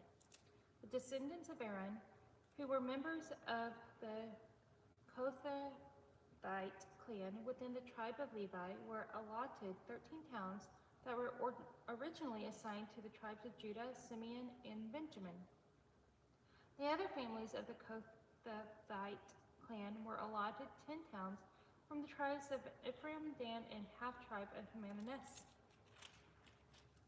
The clan of Gershon was allotted 13 towns from the tribes of Issachar, Asher, Naphtali, and the half-tribe of Manasseh and Bashan. The clan of Merari was allotted 12 towns from the tribes of Reuben, Gad, and Zebulun. So the Israelites obeyed the Lord's command to Moses and assigned these towns and pasture lands to the Levites by casting sacred lots. The Israelites gave the following towns from the tribes of Judah and Simeon to the descendants of Aaron, who were members of the Kohathite clan within the tribe of Levi, since the sacred lot fell to them first: Kiriath-arba, that is Hebron, in the hill country of Judah, along with its surrounding pasture lands. Arba was an ancestor of Anak, but the open fields beyond the town and the surrounding villages were given to Caleb, son of Jephunneh, as his possession. The following towns with their pasture lands were given to the descendants of Aaron, the priest: Hebron, a city of refuge for those who accidentally killed someone; Lebanah, Jatir, Eshtemoa, Holon, Debir, Ain, Juttah, and Beth Shemesh, 9 towns from these 2 tribes. From the tribe of Benjamin, the priests were given the following towns with their pasture lands: Gibeon, Geba, and Anathoth, and Almon, 4 towns. So in all, 13 towns with their pasture lands were given to the priests, the descendants of Aaron. The rest of the Kohathite clan from the tribe of Levi were allotted the following towns and pasture lands from the tribe of Ephraim: Shechem, in the hill country of Ephraim, a city of refuge for those who accidentally killed someone; Gezer, Kisam, and Beth-horon, 4 towns. The following towns and pasture lands were allotted to the priests from the tribe of Dan: Eltekeh, Gibbethon, Ajalon, and Gath-rimmon, 4 towns. The half-tribe of Manasseh allotted the following towns with their pasture land to the priests: Tanakh and Gath-Rimmon, 2 towns. So in all 10 towns with their pasture lands were given to the rest of the Kohathite clan. The descendants of Gershon, another clan with the tribe of Levi, received the following towns with their pasture lands from the half-tribe of Manasseh: Golan in Bashan, a city of refuge for those who accidentally killed someone, and Be-Eshtera, 2 towns. From the tribe of Issachar, they received the following towns with their pasture lands: Kishon, Deborah, Jarmuth, and Enganim, 4 towns. From the tribe of Asher, they received the following towns with their pasture land: Mishal, Abdon, Hilkath, and Rehob, 4 towns. From the tribe of Naphtali, they received the following towns with their pasture lands: Kadesh in Galilee, a city of refuge for those who accidentally killed someone; Hamath, Dor, and Kartan, 3 towns. So in all 13 towns with their pasture lands were allotted to the clan of Gershon. The rest of the Levites, the Merari clan, were given the following towns with their pasture lands from the tribe of Zebulun: Jokneam, Karta, Dimnah, and Nahala, 4 towns. From the tribe of Reuben, they received the following towns with their pasture lands: Bezer, Jahaz, Kedemoth, and Mephath, 4 towns. From the tribe of Gad, they received the following towns with their pasture lands: Ramoth in Gilead, a city of refuge for those who accidentally killed someone; Mahanaim, Heshbon, and Jazer, 4 towns. So in all 12 towns were allotted to the clan of Merari. The total number of towns and pasture lands within Israelite territory given to the Levites came to 48. Every one of these towns had pasture land surrounding it. So the Lord gave to Israel all the land he had sworn to give their ancestors, and they took possession of it and settled there. And the Lord gave them rest from every side, just as he had solemnly promised their ancestors. None of their enemies could stand against them, for the Lord helped them conquer all their enemies. Not a single one of all the good promises the Lord had given to the family of Israel was left unfulfilled. Everything he had spoken came true. Chapter 22. Then Joshua called together the tribes of Reuben, Gad, the half-tribe of Manasseh. He told them, "You have done as Moses, the servant of the Lord, commanded you, and you have obeyed every order I have given you. During all of this time, you have not deserted the other tribes. You have carefully obeyed the commands of the Lord your God right up to the present day. And now the Lord your God has given the other tribes rest, as he promised them. So go back to the land that Moses, the servant of the Lord, gave you as your possession on the east side of the Jordan River. But be very careful to obey all the commands and instructions that Moses gave you. Love the Lord your God, walk in all his ways, obey his commands. Hold firmly to him and serve him with all your heart and all your soul."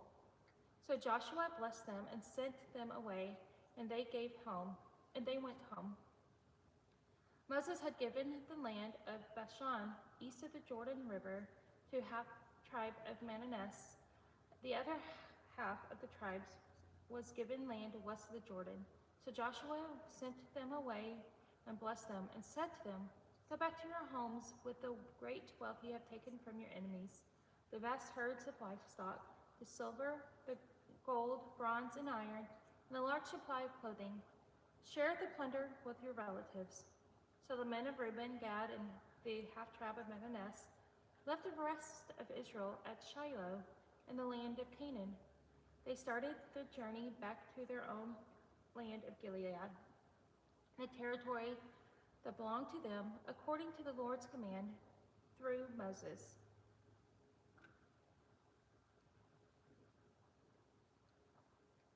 while they were still in Canaan, and when they came to a place called Gilead, near the Jordan River, the men of Reuben, Gad, and half-tribe of Manasseh stopped to build a large and imposing altar. The rest of Israel heard that the people of Reuben, Gad, and half-tribe of Manasseh had built an altar at Gilead, at the edge of the land of Canaan, on the west side of the Jordan River. So the whole community of Israel gathered at Shiloh and prepared to go to war against them. First, however, they sent a delegation led by Phinehas, son of Eleazar, the priest, to talk with the tribes of Reuben, Gad, and half-tribe of Manasseh. In this delegation were 10 leaders of Israel, one from each of the 10 tribes, and each the head of his family within the clans of Israel.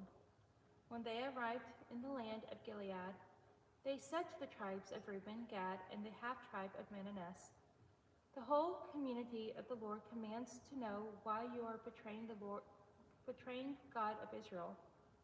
How could you turn away from the Lord and build an altar for yourselves in rebellion against him? Was your sin at Pur not enough? To this day, we are not fully cleansed of it, even after the plague that struck the entire community of the Lord. And yet, today, you are turning away from following the Lord. If you rebel against the Lord today, he will be angry with all of us tomorrow. If you need the altar because the land you possess is defiled, then join us in the Lord's land, where the tabernacle of the Lord is situated, and share our land with us. But do not rebel against the Lord or against us by building an altar other than the one true altar of the Lord our God." Didn't divine anger fall on the entire community of Israel when Achan, the member of the clan of Zerah, sinned by stealing the things set apart for the Lord? He was not the only one who died because of his sin. Then the people of Reuben, Gad, and the half-tribe of Manasseh answered the heads of the clans of Israel, "The Lord, the Mighty One, is God.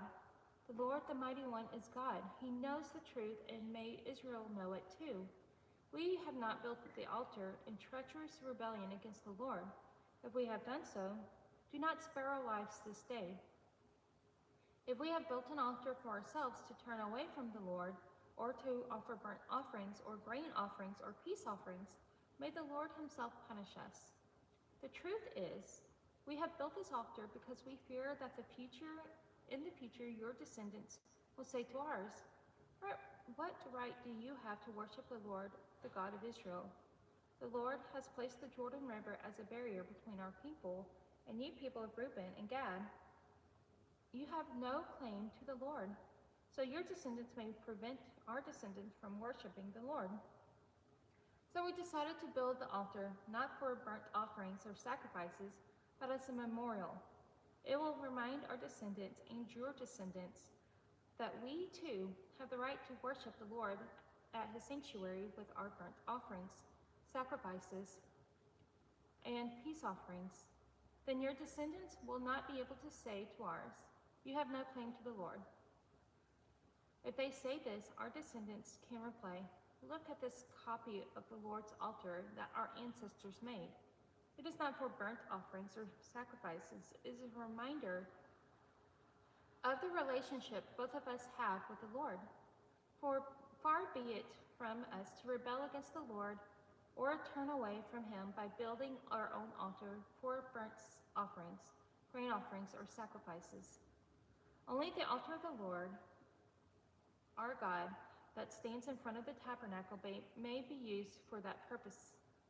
When Phinehas, the priest, and the leaders of the community, the heads of the clans of Israel, heard this from the tribes of Reuben, Gad, and the half-tribe of Manasseh, they were satisfied. Phinehas, son of Eleazar, the priest, replied to them, "Today we know the Lord is among us, because you have not committed this treachery against the Lord, as we thought. Instead, you have rescued Israel from being destroyed by the hand of the Lord." Then the priest, son of Eleazar, the priest, and the other leaders left the tribes of Reuben, Gad, and Gilead, and returned to the land of Canaan to tell the Israelites what had happened.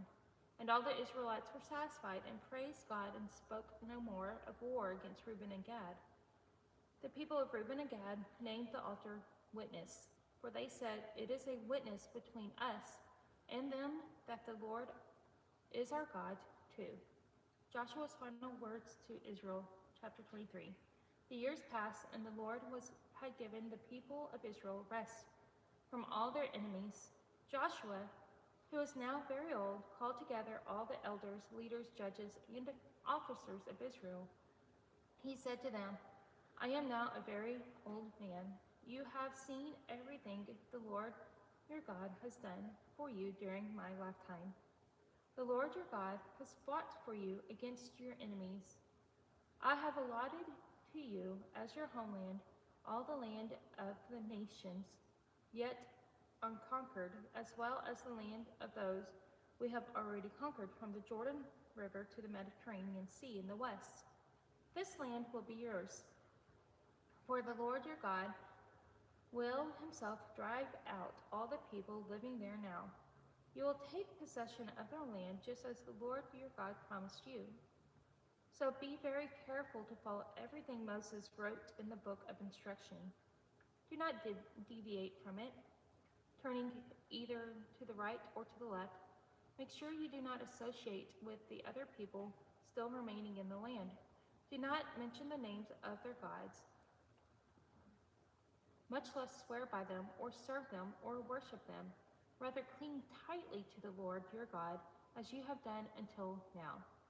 For the Lord has driven out great and powerful nations for you, and no one has yet been able to defeat you. Each one of you will put to flight 1,000 of the enemy, for the Lord your God fights for you, just as he has promised. So be very careful to love the Lord your God. But if you turn away from him and cling to the customs of the survivors of these nations remaining among you, and if you intermarry with them, then know for certain that the Lord your God will no longer drive them out of your land. Instead, they will be a snare and a trap to you, a whip for your backs, and thorny brambles for your eyes, and you will vanish from this good land the Lord your God has given you.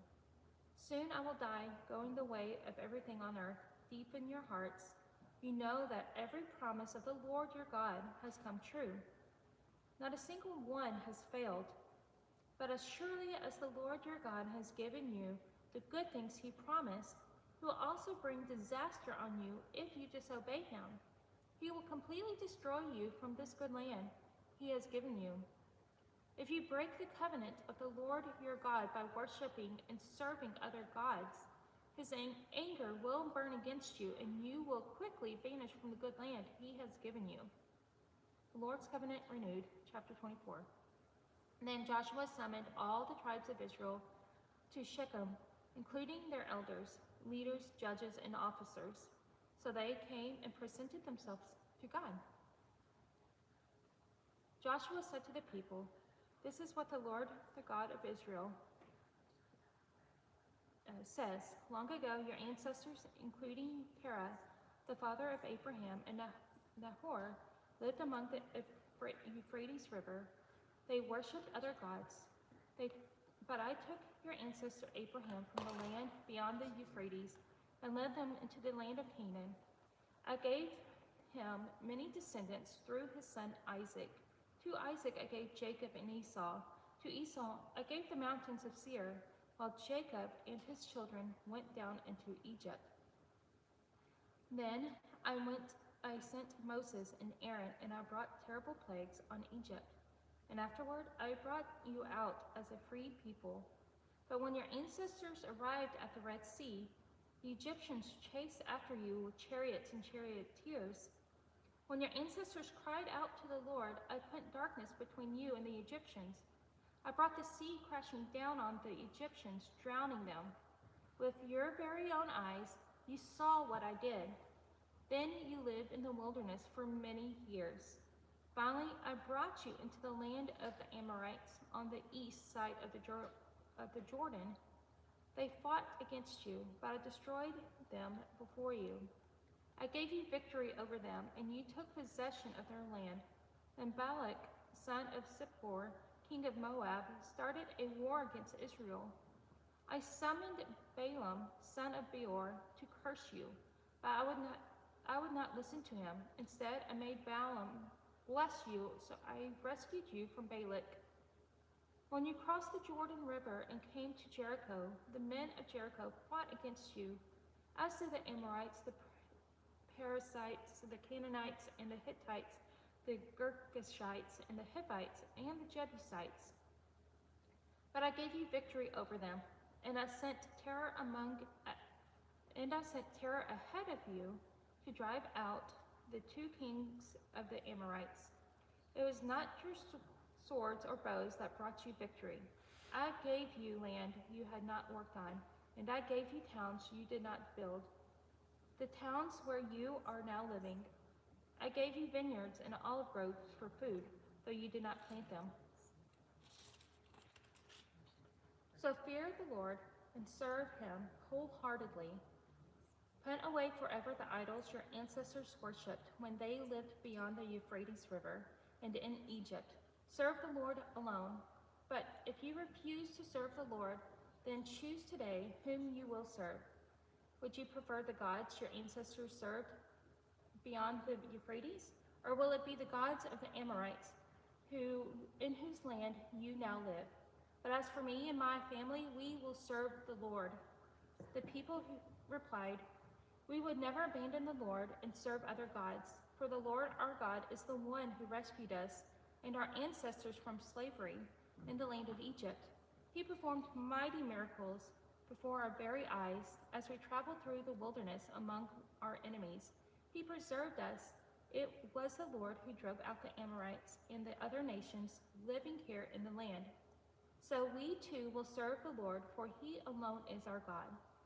Then Joshua warned the people, you are not able to serve the Lord, for he is a holy and jealous God. He will not forgive your rebellion and your sins.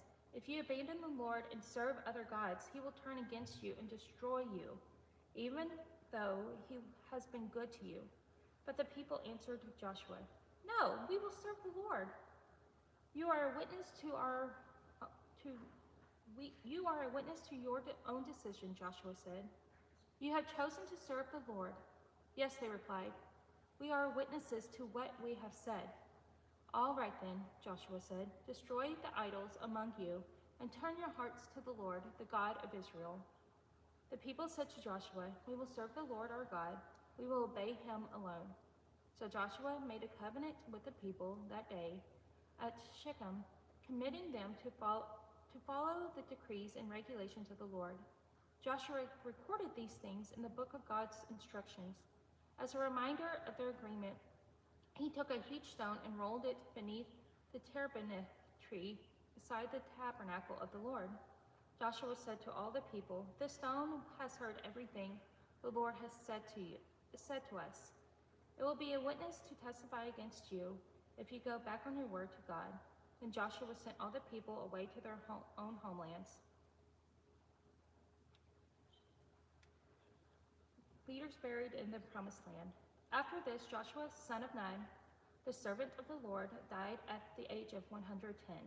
They buried him in the land he had been allocated at Timnath Serah in the hill country of Ephraim, north of Mount Gash. The people of Israel served the Lord throughout the lifetime of Joshua and the elders who outlived him, those who had personally experienced all that the Lord had done for Israel. The bones of Joseph, which the Israelites had brought along with them when they left Egypt, were buried at Shechem in the plot of land Jacob had bought from the sons of Hamor for 100 pieces of silver. This land was located in the territory allotted to the descendants of Joseph. Eleazar, son of Aaron, also died. He was buried in the hill country of Ephraim, in the town of Gibeah, which had been given to his son Phinehas. Great job. Really proud of you. Yeah. You got us through Joshua. Yes. Way to go. You're making time here. We've got to relocate. That's what we're hovering over you. Oh, Thank you so much. Good job. I'll go then. Can you take that? You'll take that. We're right there starting the book of Judges. Okay, so. Again, we're taking a short break to relocate where we're going to be reading from. We'll pick up in about 5 minutes. Pastor Sterling,